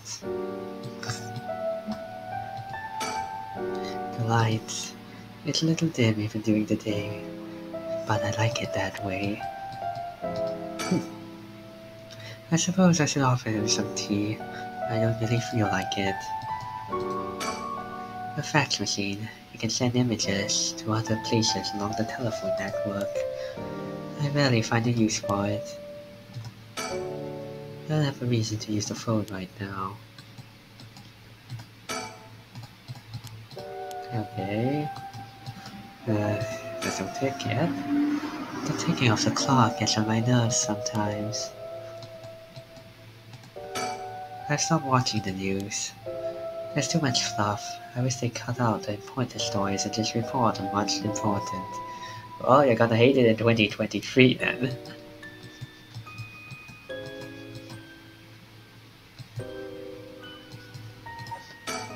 Next up, what do we need to do to get our hands on the Curstone filled with soul flags? Yeah, thank you, Declining 10 for following me. He's always going at his own pace. He's rather fascinating.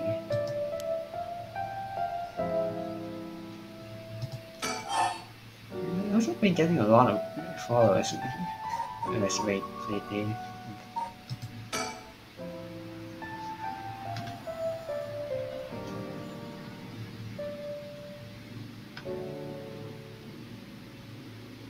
Oh, okay. Judging by the official announcement, it seems like what Orion wrote is likely true. We moved the kidnapper and his young accomplice dead, but at least to be able to handle the rest.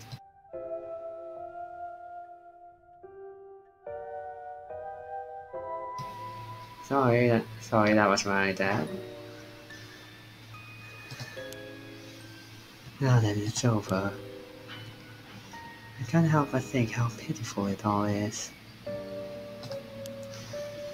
We never would have known a thing had we not found his journal. Give me a moment.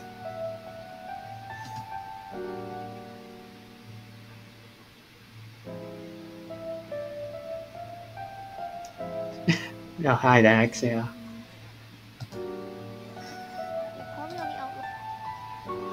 Give me a moment.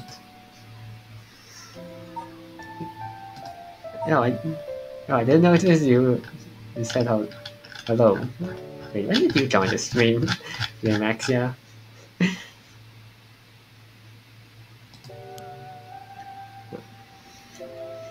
Carelessness is what usually leads to crimes like these being exposed. It's pretty much the same with the Nijima murders. When stumbling across the answer by pure chance really makes you think. It makes my skin crawl to think of how many cases like this are left undiscovered.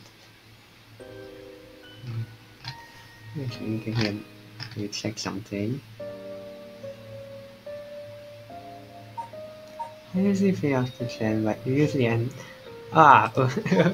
sorry about that.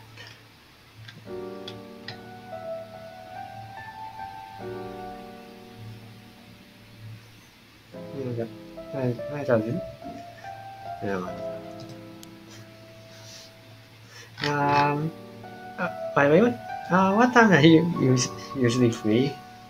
Let's see. What I asked that you just wrote? Sorry, I'm blind. Sorry, Dragon Ball fan here. I can't read. Me too. It's certainly disturbing. Okay, so 10 p.m. No, okay, I'll just continue. Don't worry, I'm intending to stream a little bit longer today to make up for the for early in the morning. Let's see what else. Well, with the kidnapping case all wrapped up, we can focus our efforts on obtaining the right of resurrection. Yes, indeed, I'm counting on you. Alright, let's reassess the curse situation. Right. I must admit, I never expected the police to be so on top of things. The Chief Inspector, Tetsuo Shizumi, provided us a good wealth of information. I'm surprised he knew so much about the curse bearers. Do you think they noticed I'm one of them? I'm pretty sure Ariel didn't. The Chief Inspector, on the other hand, will have to be more careful around him. But if he had suspected anything, I'm sure he would have detained us. We should stay vigilant moving forward. Agreed.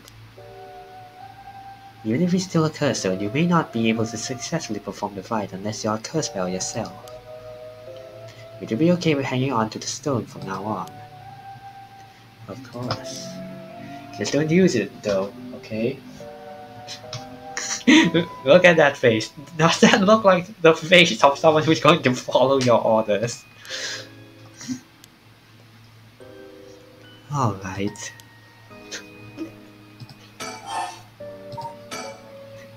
If what we've heard is true, there's just 3 curse spells left to be discovered. Okay, I just want to say this.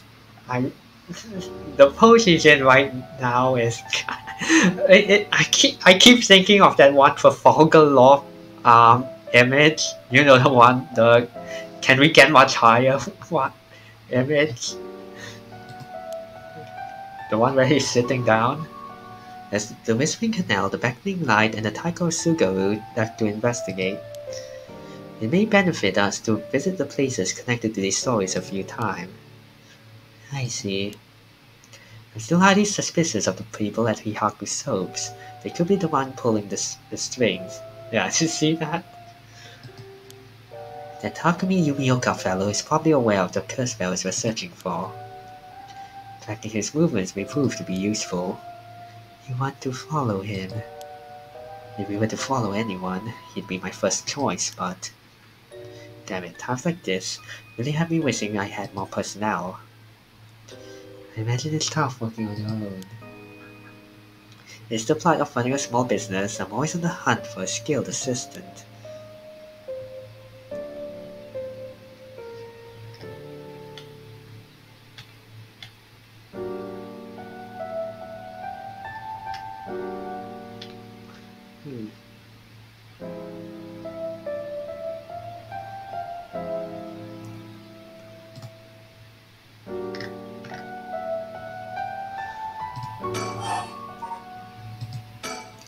And then there's Nejima, who appears to be a curse bearer.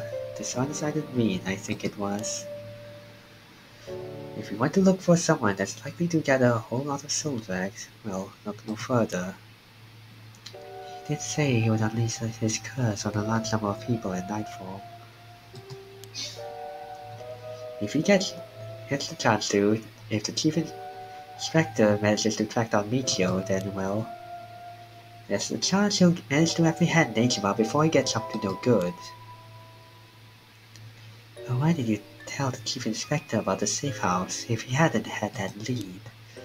It was written in revised memoirs. It was just a matter of time till he found out. Besides, we're talking about a massacre here. I can't just turn a blind eye. How different is it from any other curse bearer collecting soul drags? Well, if we're talking Nejima, it could be a lot more dangerous. We'll just keep a close eye on Nejima and the cops.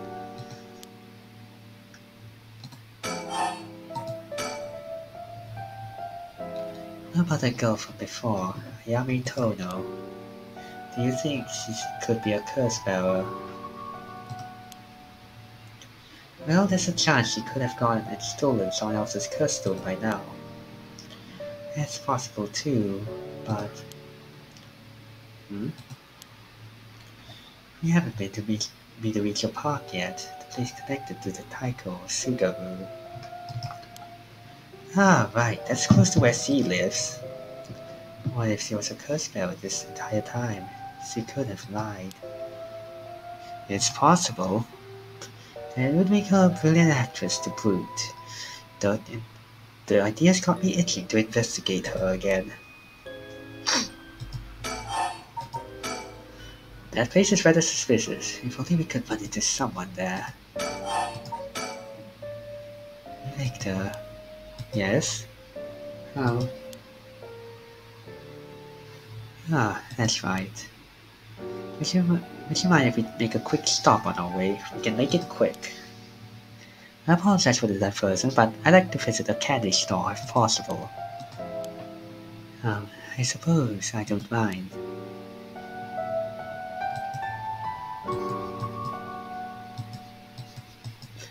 What else is there?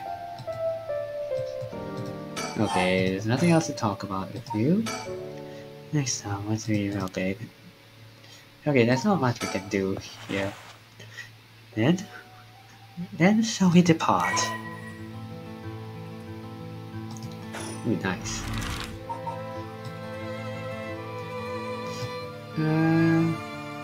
Okay, let's head to Candy Shop Senoya.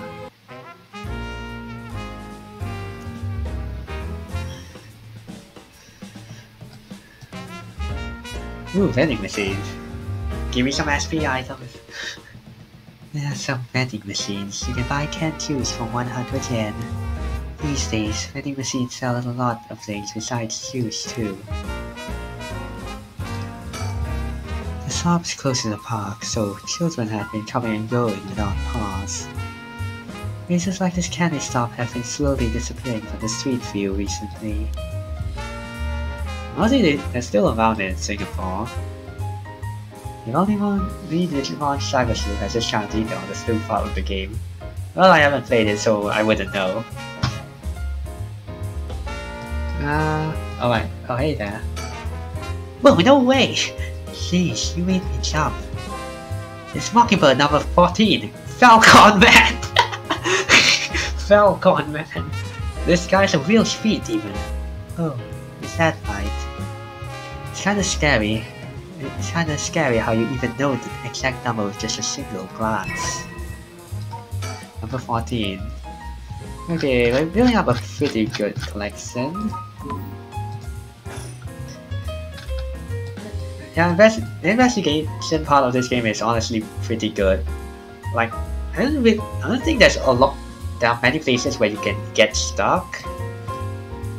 Actually, there's only one spot where people seem to have trouble progressing.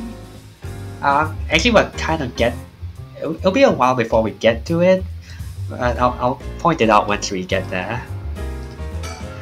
Apparently, Victor likes to visit the local candy. Sorry about the motorcycle. Apparently, Victor likes to visit the local candy shop in every district he visits. I figured once you've seen one, you've seen them all, but in reality, each one has its own unique displays and colors to match the locale. It kind of irks me that we stop here simply for the sake of entertainment. But I suppose he needs time like this to relax and recenter his mind. He works so vigorously every day. Okay, nothing different. Senoya. The children seem pretty fond of this place. Though it's comparatively new, they must have had renovations done not long ago. He's up in front with the kids but to participate in the raffle. It's weird seeing an adult his age enjoying himself so much at a candy store. Also that's weird. Honestly, candy stores are pretty awesome. Oh, it seems he didn't win anything. He's frowning so hard even the kids are laughing at him. got a bad roll, huh? I know the feeling. Alright, ma'am. So we go for a mochayaki or something. That's sweet of you, but I'm not hungry right now. That's too bad. I haven't had great luck with the mockingbird raffle. Would you mind if I tried a few more times? Apparently, most of these are just replicas of the real deal, but even so, they're well worth the price. Some of the kids were saying they managed to snatch some rare finds in this lottery. With whose perspective is this game on? 3 different characters. Yes. Right now we're focusing on the woman. Go ahead, don't buy them all now. Yeah, focusing on her first. I'm currently playing as her. It'll be a bit before I switch back to someone else. Actually, I was playing as the other characters earlier in the stream. So yeah. It's weird how you only show up whenever I play as her. Okay, this part is... Okay, so this part... But right now I'm... Okay, for this part... Where is it? Okay, let's... Yeah. Right now I'm looking for... You can score 2 different... 2 of the collectibles. This one, check, number 4 and number 10.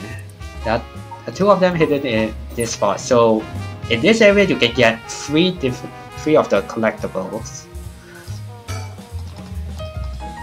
Let's see here. Must be fade. Yep. Okay. Okay, this part is yes! Look at his smile, he must have won something. How nice. Oh damn it, Mockingbird number 10, Core Company. He's nihilist, but he gets the job done. Oh well, you seem pretty happy. Okay, that's the first one. And then we have another one. Holy crap, this one is super rare. It's Fairfeather, the coolest peacock around. Oh, so it is. That's a pretty big win, huh? Yep. Okay, so we got the 3, and in this part, in this area. Now we can leave. Yeah, it's taped. Let me know when you want to leave, okay? Okay. There we go. Honestly, it doesn't take too long. Let's see, where should we go next? Okay, we only have these 3.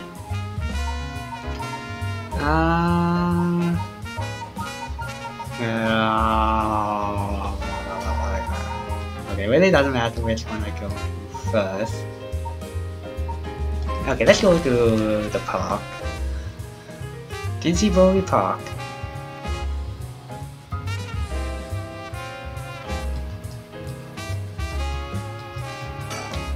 The area was closed off to the public this morning after his body was found, but the police quickly managed to complete the investigation and reopen this park as if nothing ever happened. The people in this area are shockingly calm, considering what happened here. I think they'd be put off knowing there was a dead body here just this morning. From what I heard, it happened right about where you're standing now. The telephone booth. It doesn't look out of the ordinary to me. Okay. Anything?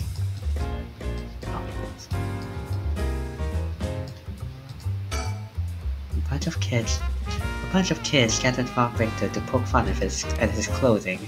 It seems like kids come running for him wherever we go. Not too surprising considering with his outfit. He hasn't complained about it though. I wonder if he's got a soft spot for the kids. This place is associated with the Whispering Canal. The canal must be connected to the man who was found drowned in the park. Agreed. Wasn't the victim a Hihaku Soap's employee? That's right, his name was Sogo Okie. Considering his occupation, he probably came in here in search of a curse stone. If people in the company knew about the ride, it only makes sense they'd be looking for curse stones. I think the chairwoman and Takumi would send their regular employees out to hunt for the stones. If that were the case, perhaps that Soka died trying to take a stone from someone. Either that or he was killed precisely because he was a cursed fellow with a cursed stone. I suppose so, but considering the location, wouldn't that mean the curse used was the Whispering Canal? Good point. That would mean Soka wasn't the wielder of the Whispering Canal curse himself. He could have had the beckoning light, or even the title of Sugaru. I was here last night and there weren't any dead bodies then. It's highly possible he was brought here from somewhere else. If that's the case, the wielder of the Whispering Canal has already collected his stone. Ah, ma'am, excuse me, but there's one more thing I'd like to try. Oh, be my guest. Suruki is the name of the person who died here. It's hard to believe he was here by chance, only to end up murdered with a curse. Given his ties to Hihaku, we can assume he was aware of the situation and somehow involved with these curses. If you look at that, that's a pretty unique looking playground. Did it catch your eye? Perhaps. Not all the time though. But it did get you interested. Does he want to play on it? I mean, I would want to play on that. Looks nice. They made it quite a challenge. To pass through it, you have to go underneath there. He definitely wants to play on it. You can go take a look if you're that interested. Alright, I'll go check it out, just to be safe. You didn't have to think long about that. What's that? Did you find something? I found a mockingbird under the playground. Playground equipment. Damn it, talk about lucky. It's number 19, Penny Prattle. 1, 2, 3, 4, 5, 6, 7. Okay, there's 7 left. Approach the net, body cell, light garden. Where do you feel like yourself? Waiting at the entrance.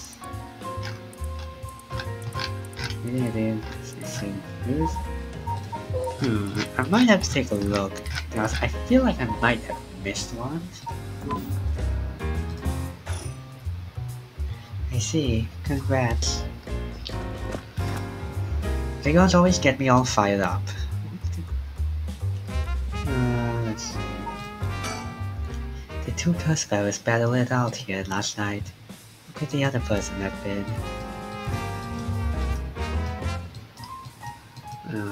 Does it look like there's anything else here? Okay, let's move. Okay, let's go to Midoricho Park.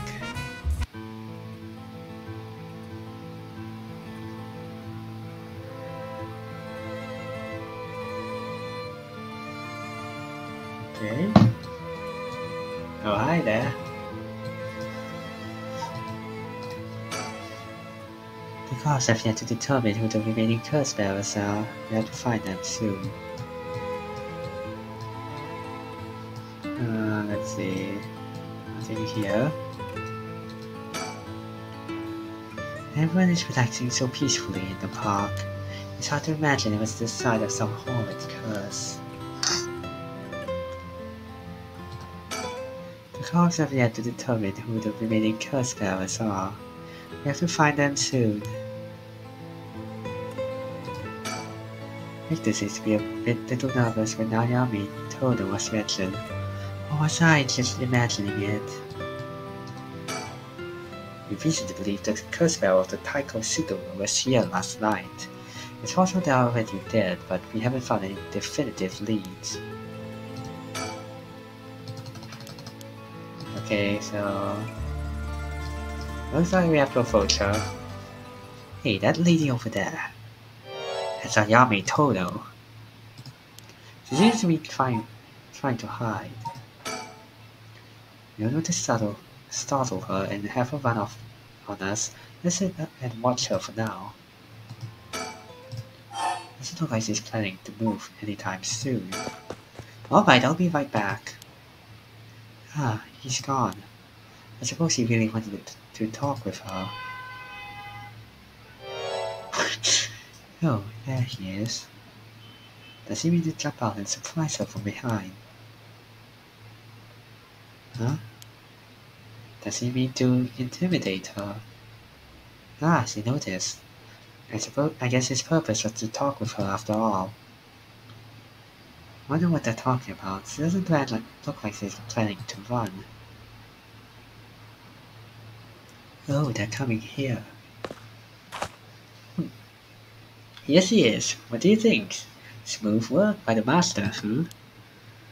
Yes, very smooth. Hello. Thank you so much for yesterday. I know this is sudden, but I'm actually being pursued right now. Pursued? By who?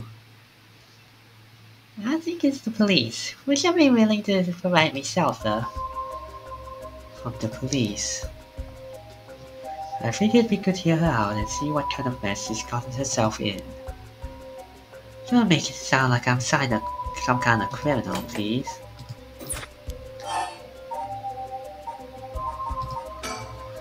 The police have my apartment staked out, so I haven't been able to return home. I heard them say something about wanting to protect me, but something didn't feel right and I got scared. Do you have any idea why they're after you? But I have been searching for the curses, so... You shouldn't trouble be hiding you if they're after you for a good reason. Huh? How cruel. But this handsome investigator wouldn't turn me in so easily, would ya? It's unfortunate, but we've got reason not to be involved with the police ourselves. What's any reasoning? Well, if you got some murky secret to hide, we might as well cooperate with each other, no?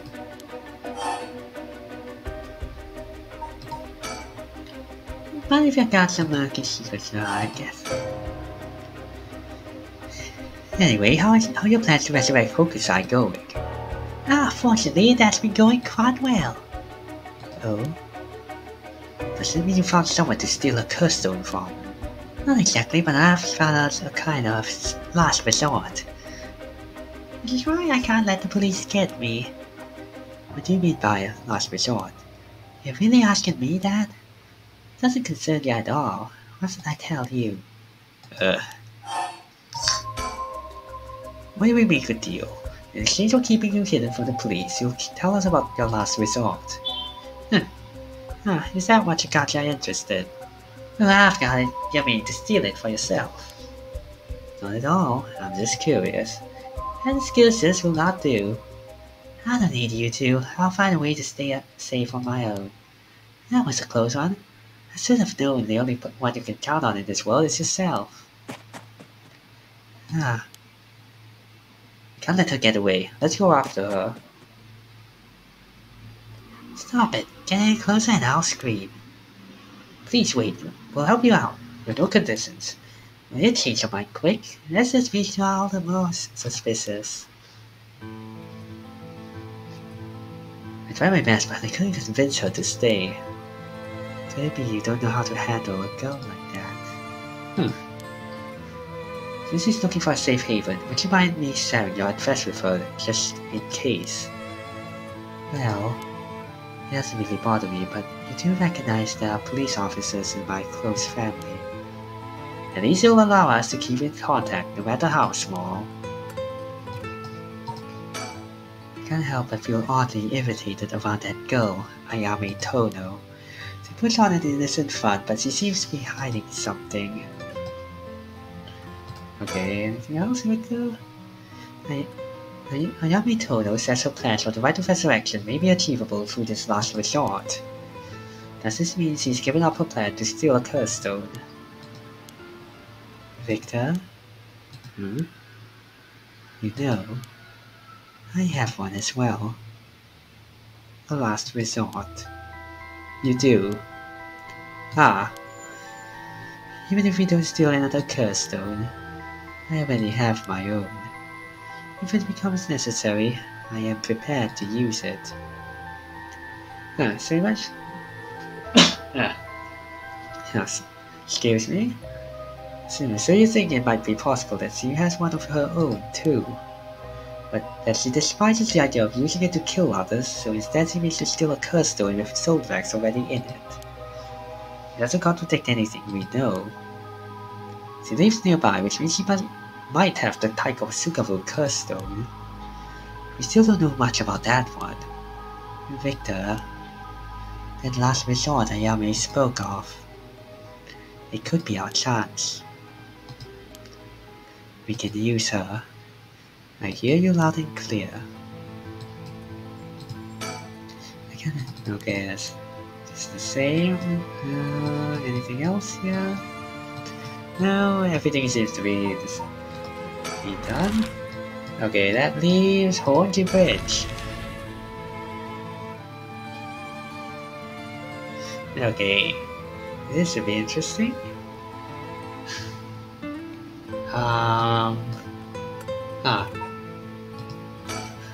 Someone must have received a beckoning light curse here last night. Okay, let's ignore you for now. Many old factories were alongside the river. It must have been quite different in its glory days. But now most of them are closed down due to the heightened regulations on waste disposal. Okay, that's the same. Factory. It doesn't seem like anyone's been here for some time. I wonder if it's one of the factories that got shut down when they tightened up regulations. Okay. No check marks. There's something draw your interest. No worries here, I made sure to take a quick shower this morning. I was out here last night looking for the curse bearer connected with the beckoning light too. Actually we didn't see that here, but we saw it in the park. Did you see anything? Afraid not, but they got to be out here somewhere. Okay, it's the same. Okay, let's look at the obvious thing. Victor, what do you think that is? Oh? I don't see anything. Really, you don't see that? The thing that looks like a phantom ball of flame floating in the air. A ball of flame? Must be the curse echo. Maybe only the curse bearers are capable of seeing it. But could such a thing happen in broad daylight? It's gone. I wonder if that was the beckoning light's curse echo. The phantom flame you saw might have been a manifestation of the lantern. In that case, does that mean a curse bearer is nearby? It doesn't look like... Okay, that's still the same.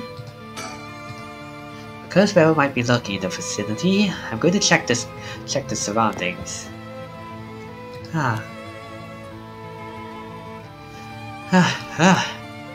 Nothing. I didn't find anyone who looked the part.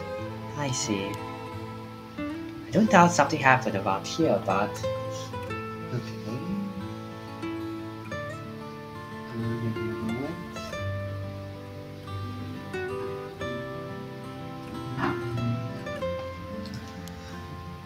Something might have changed in the area. Keep your eyes peeled.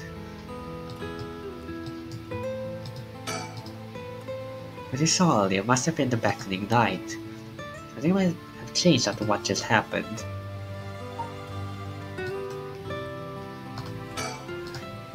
And if what I saw was the curse echo of the beckoning light, would that mean the curse bearer is nearby?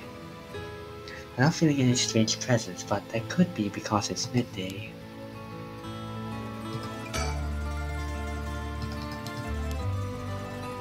Okay, so...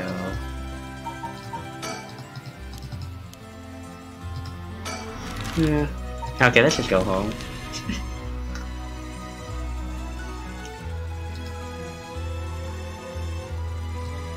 Okay, so now that I'm here... oops, not that. Let's finish the investigation.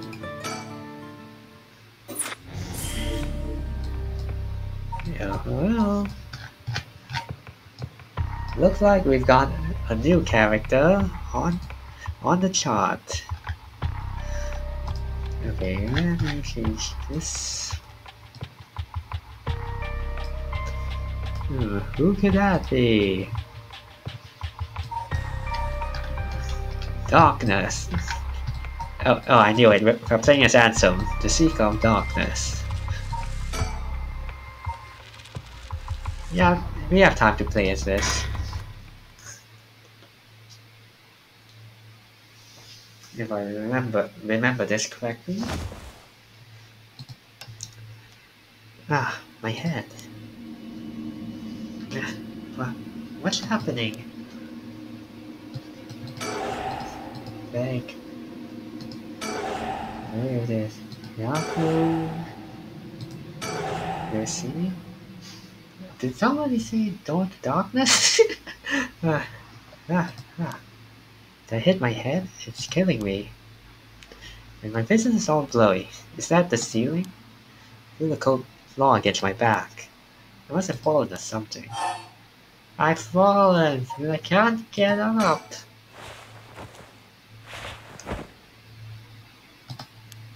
My body won't move. Why? Why am I on the floor in the first place? Oh, this is me after. Oh, this is just me after a night. After a night at a Juno stream. Nah, just kidding. Juno hasn't streamed in a bit. No. Hold on. More importantly, who am I?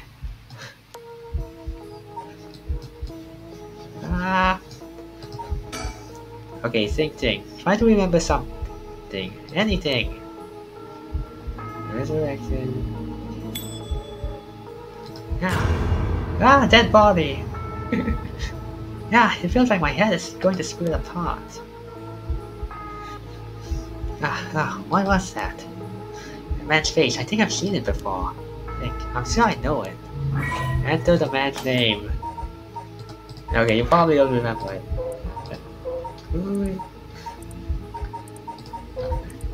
Let's see, what was it? Okay, I actually don't remember what the name was.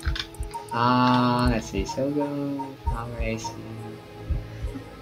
Rika, Tetsuo. Yeah, Hajime, you see me.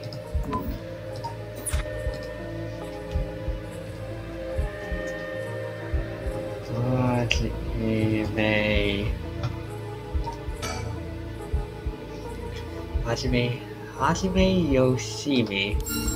That's it, I know that name. The darkness obscuring my memories is slowly starting to clear. My head is hurting again.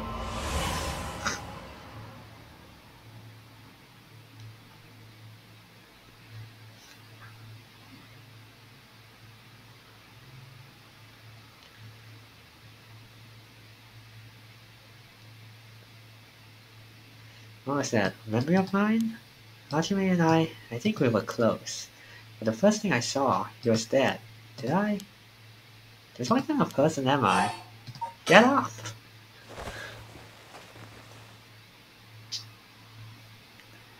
I can move again and I think my head is starting to clear.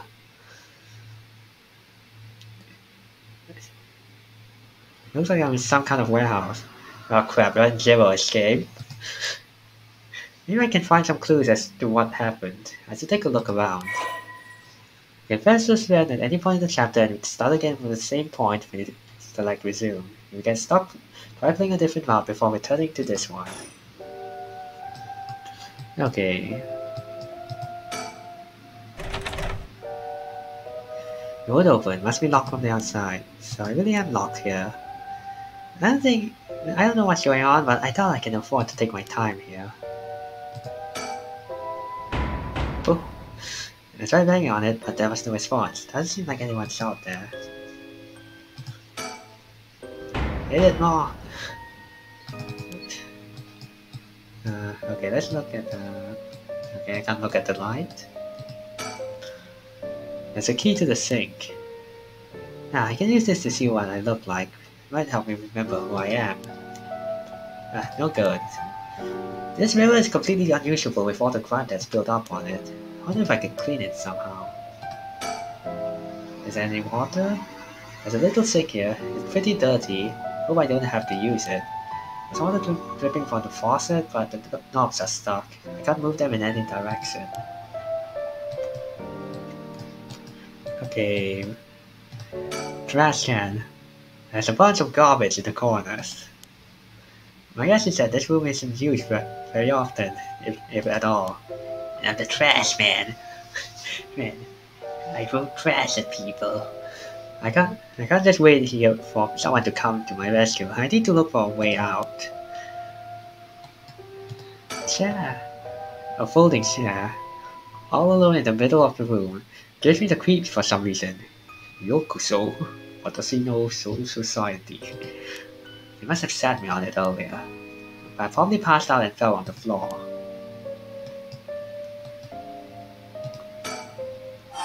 Some strange lockers. There's a bucket and a mop in the left closet.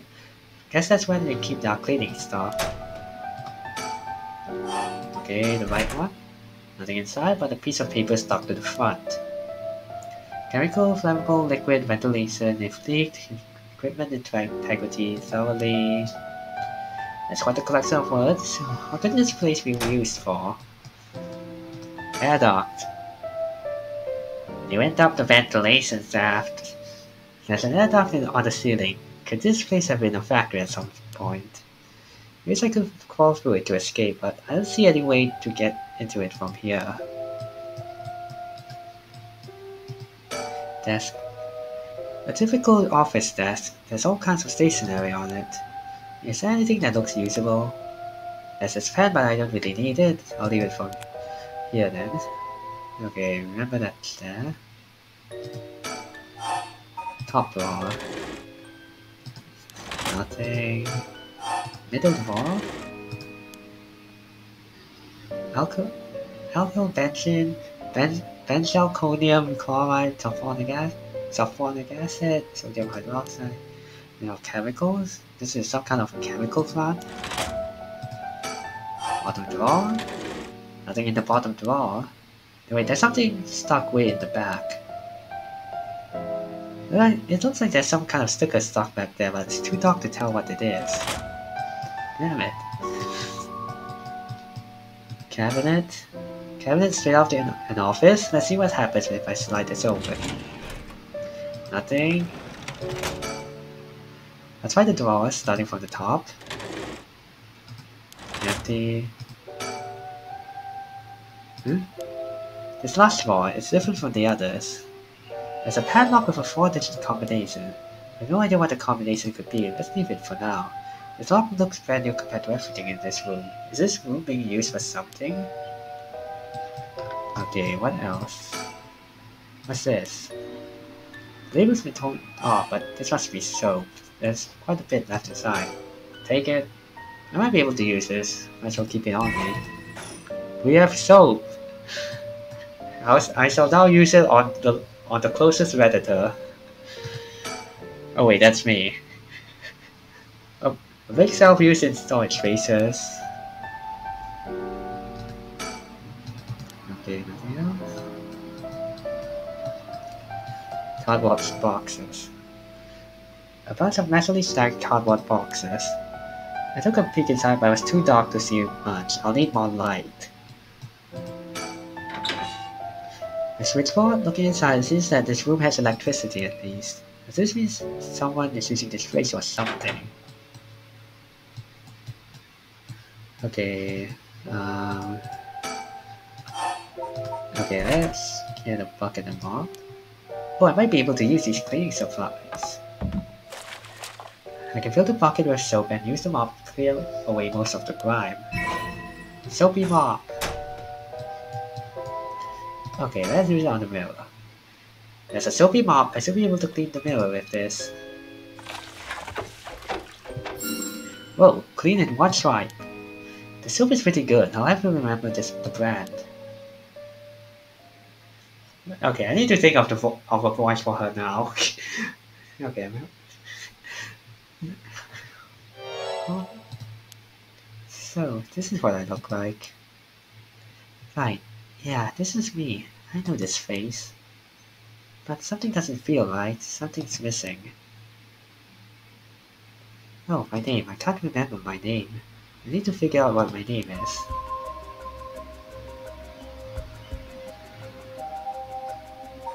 Recall. You know what I look like? Next I have to remember my name. Is there a woman with this face in my memories? Come on, I need my name. Okay, I believe it was... Okay, going off of memory. I hope...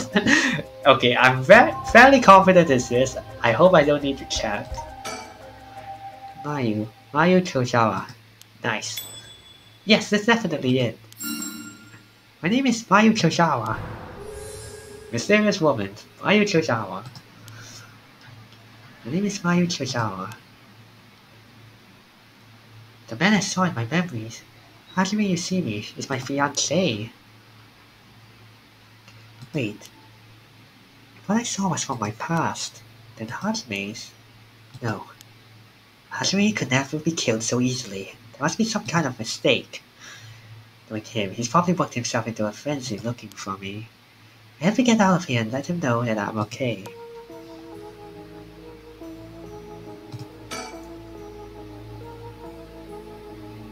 From what I can see, I'm not hurt. I just look like crap. So why was I brought here? Looks like I definitely won't be using this.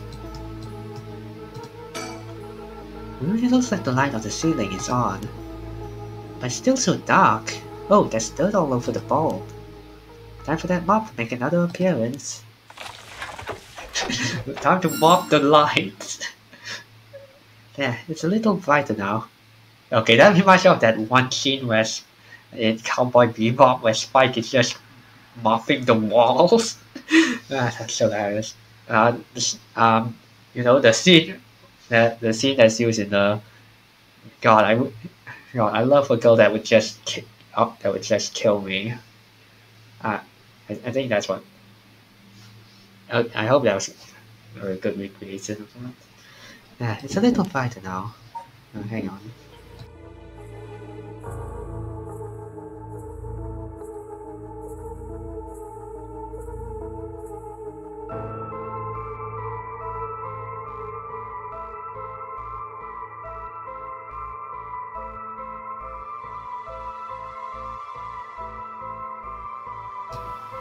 Yeah, sorry about that. That was my mom. Just checking in. I should have an easier time searching now. I just hope I can actually find something. Okay. Now this is better. There's strange bottles and bags filled with some kind of powder in the boxes. This place is a factory. These may be their products. There's no telling if they're dangerous or not. Better not touch them.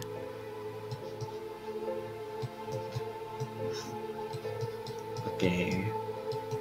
Alright, we can finally open the bottom drawer. Wait, there's something stuck way in the back. There's some kind of sticker in there. It looks like a delinquent penguin. Is this stuck on something? My memories went so jumbled, I might actually be able to remember. God damn it! Remember, I need to add that.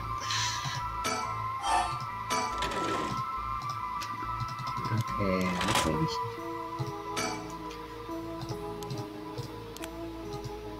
okay, still don't need to use that.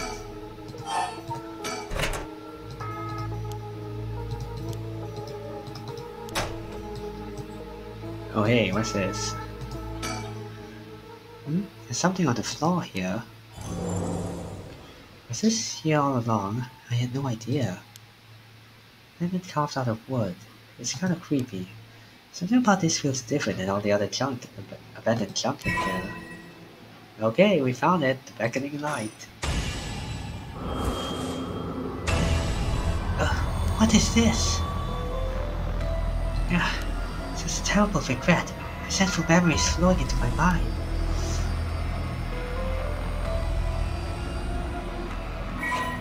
We have acquired the power of the curse stone, the beckoning light. You can use it to kill curse bearers using their own curses. Gah! Murderous impulse seeps into my soul like thick black tar.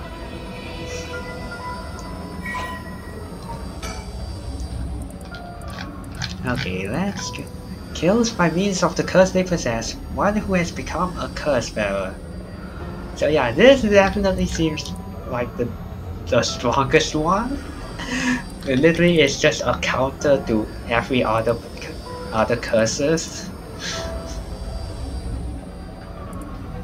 A vague silhouette is framed by silvery moonlight near the bridge. It is a man hunched over near death with regret carved on his face. Visions of the past flash through his mind. Memories of the young couple and their daughter, but he has lost everything. He had repaid the kindness shown to him with evil. Though regret gnaws at him now, it is too late to undo it. His mind turns to the Onmyoji woman. It was all her doing. No, the blame laid with him and his inexperience. He had foolishly involved himself with the forbidden, inviting evil into his life. I should have left the right of resurrection well enough alone. The light of the man's life begins to fade as regret and anger wash over him in turns. If only I had accomplished it in the end. Alas, it is too late for that now. I am prepared for hell. Perhaps in another life I can fulfill my dreams. Even if this body perishes, I can atone for my sins.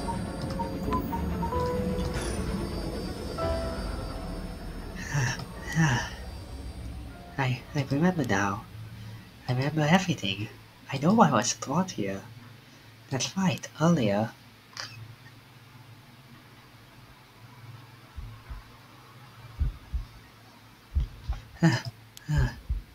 I feel sick. Where am I?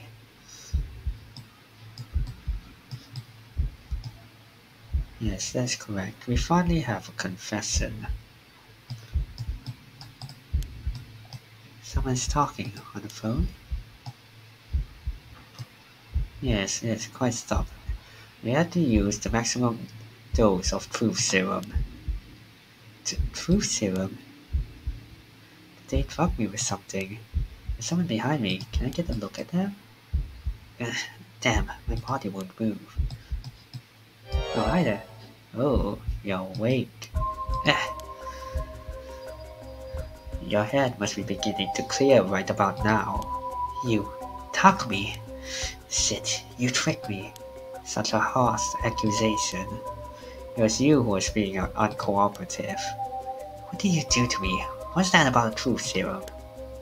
I assure you, you have nothing to worry about. You are in no danger. That being said, there may be some side effects. Memory loss, brain fog. Give me a moment.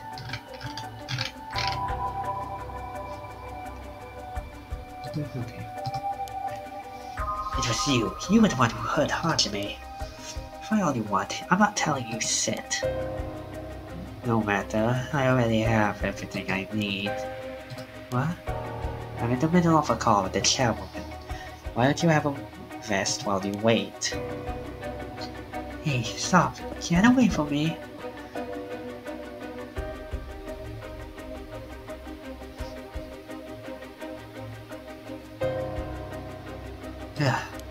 I'm still conscious, if only barely. Concentrate, focus on Takumi. I need all the information I can glean from his conversation.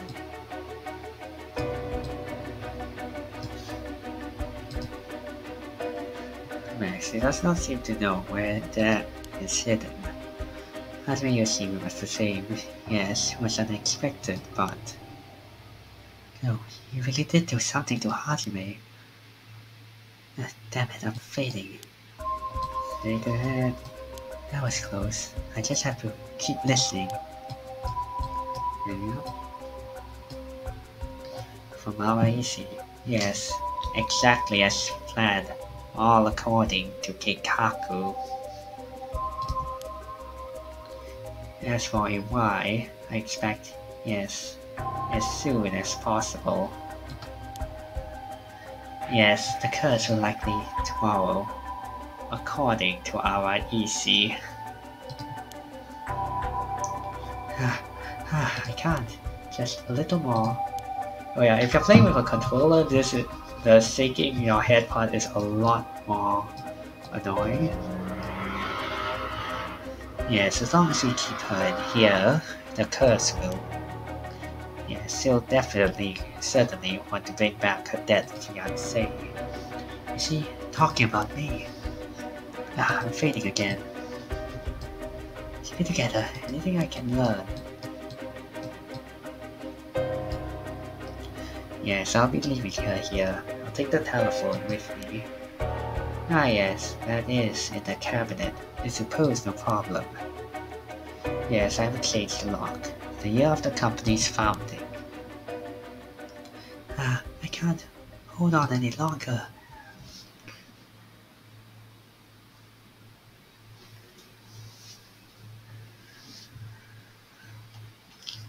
That's right, I remember now. That man is Takumi Yumioka of Hihaku Soaps. He showed up at my hair salon about a month ago. He came to ask me to try out the new shampoo they'd made. We spoke about it again a week later, but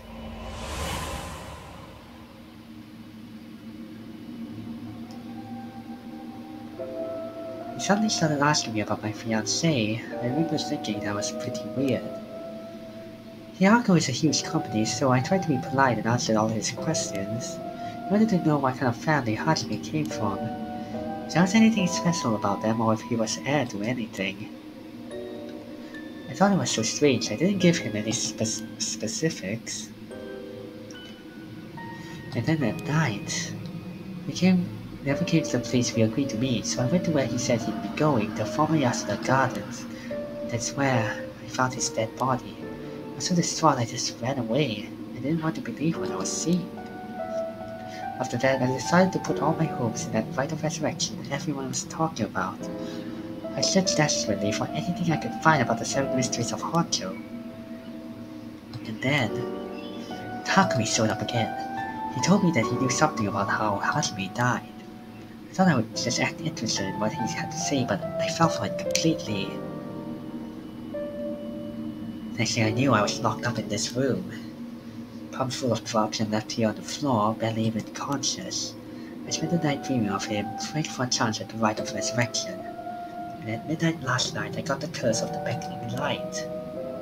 Between the drugs and the curse, I passed out. That must be why I lost my memories. But now I remember everything. It was Hihaku. They went after Hajime. They put me in here.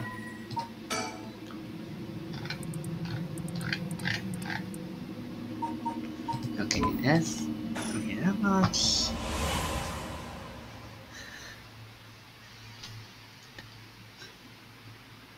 But why did they have to kill him? Was that Hihaku's doing too? What could they have wanted with him? I know it's not much dangerous, but why would a company like that go after an officer and juvenile division? I get it now. All that about the shampoo was just to get at Hajime.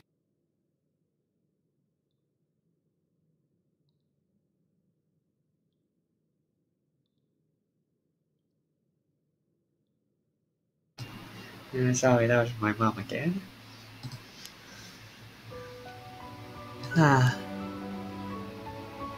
Hajime, you're always the kind of guy who could shoulder any burden with a smile on your face.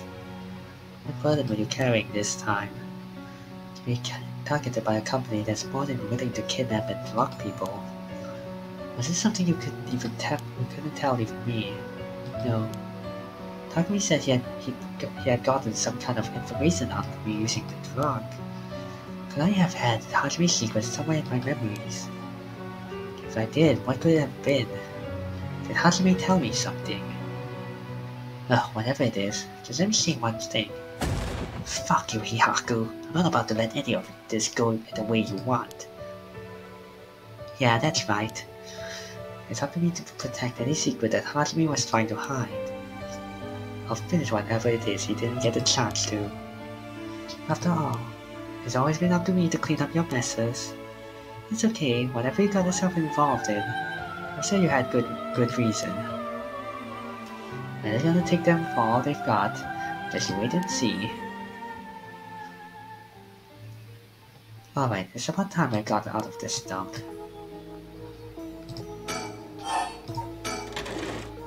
Nothing in the bottom drawer. Okay, can I... There's some kind of sticker. Wait, is this... This is that thing.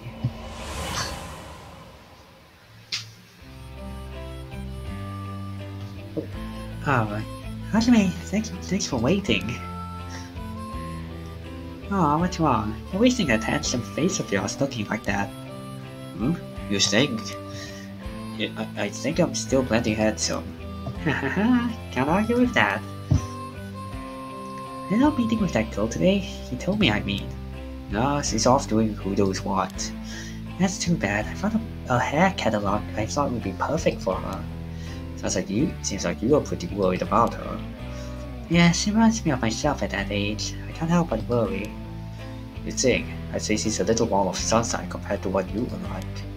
Shut up, I'm talking emotionally. She needs an adult who can understand how she feels. She's like a kitten, she thinks everyone around her is out to get her, so she bites at them all. Huh, you might be right. So tell her I wanted to see her, will you? Sure, I'll do that, but... The other girl I ran into the other day is a tough case. Oh, she must be something else if you don't know how to deal with her. No, it's not really that kind of thing. Some people have so much misfortune thrown at them. What do you mean by that? Well, I can't really get into details. But she might have the talisman I've been looking for. She said it was a memento from her father. Could we really be related? But it's not like I can just take it from her. What are you mumbling about? Who's related to who? Oh, sorry, it's nothing. It's about the thing with your family, isn't it? Is he the one who has that's a typo. Is he the one who has a piece of the book that your ancestors left behind? Mario, how do you know that? God, I forgot how dense you are sometimes. How long have we been dating now? Besides, you're the one who came crying to me about it when you got wasted at one time. Learning about how this old book you're supposed to inherit is hidden in these two talismans. And if something was giving you a bad feeling about it, and you need to be careful. Oh, right. That's all I know though, and I wasn't planning to try and pry any further. But it's something important you need to protect, so then, what are you waffling about? Yeah, you're right. Thanks, Mario. I feel better now. Oh, that's right. Did you hear? The mockingbirds were seen in Honjo. Huh? That came out of nowhere. Mocking what now? There's an urban legend about these bird stickers that show up out of nowhere. I was always curious about them, but I never thought they'd be in Honjo. There may be a bunch showing up all over town, so we gotta keep an eye out. You feeling alright? What's gotten into you? What's so special about these birds? Come on, one of them is a penguin with a pompadour. You can't tell me that isn't the greatest thing you've ever seen. That's so dumb.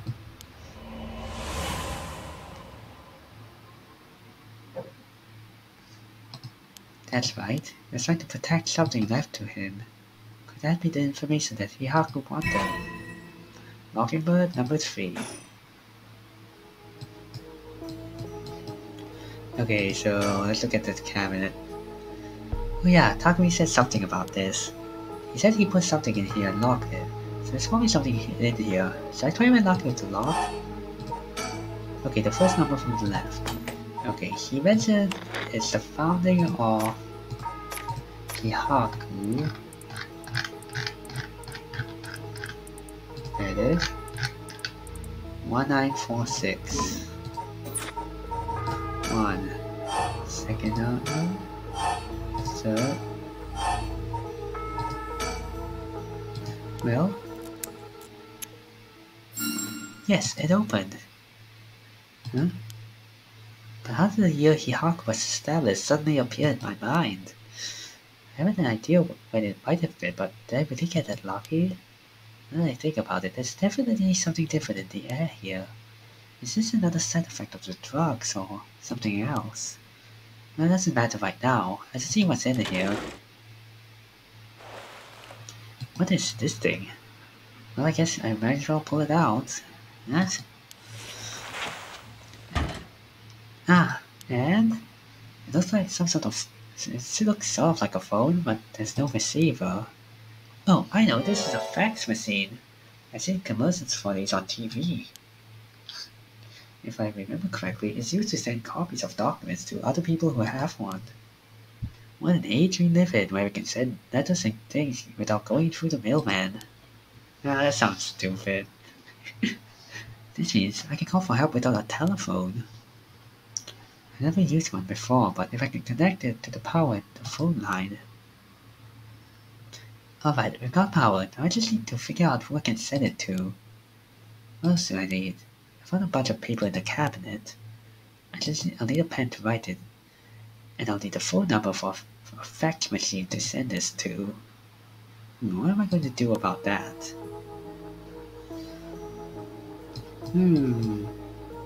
Okay, let's just get the pen. Alright, I've got the pen. Now I can write a message. So I better check it actually works.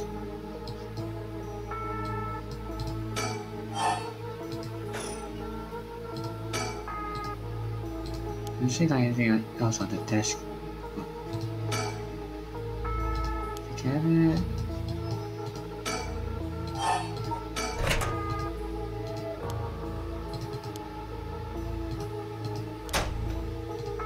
Okay.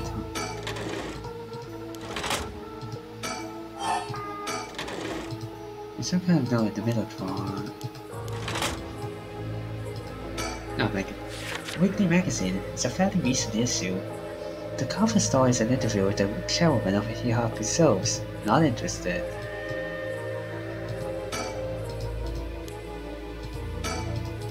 Okay. Paper, huh? I thought there might be some kind of transceiver in here, but it doesn't look like it. There's a bunch of junk, but just search elsewhere.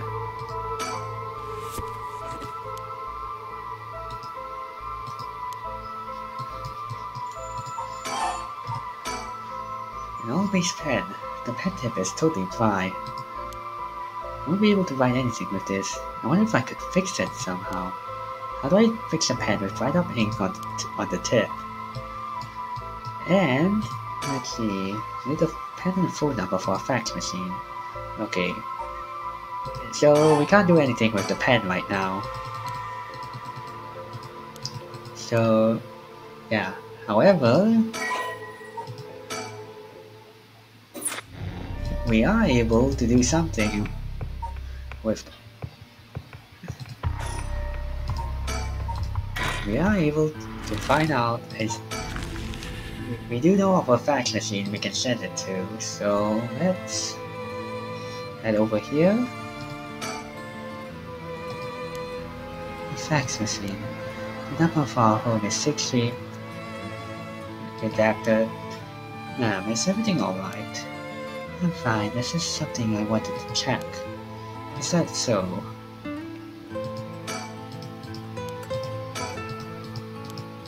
Okay. So that's it for that part. Now for the other... Now, in order to fix the pen, we only really have one place left to go, which is in standing by. But we will handle this next time. So yeah, I'm going to end the stream right here. I've been streaming for 2 hours and 52 minutes. So yeah, that's the longest stream I've had for... Yeah, it's actually the longest stream. So yeah, it's almost 11 and I need to go to bed soon. Hope you all enjoyed the stream, and hope you all enjoyed the extra long stream, plus in addition to the previous two like awesome streams. So hope to see you guys in the next Paranormasight stream, which is after the Plants vs Zombies streams on Friday. So yeah, hope to see you guys then. Good night everyone, this is Gears signing out. Bye bye now.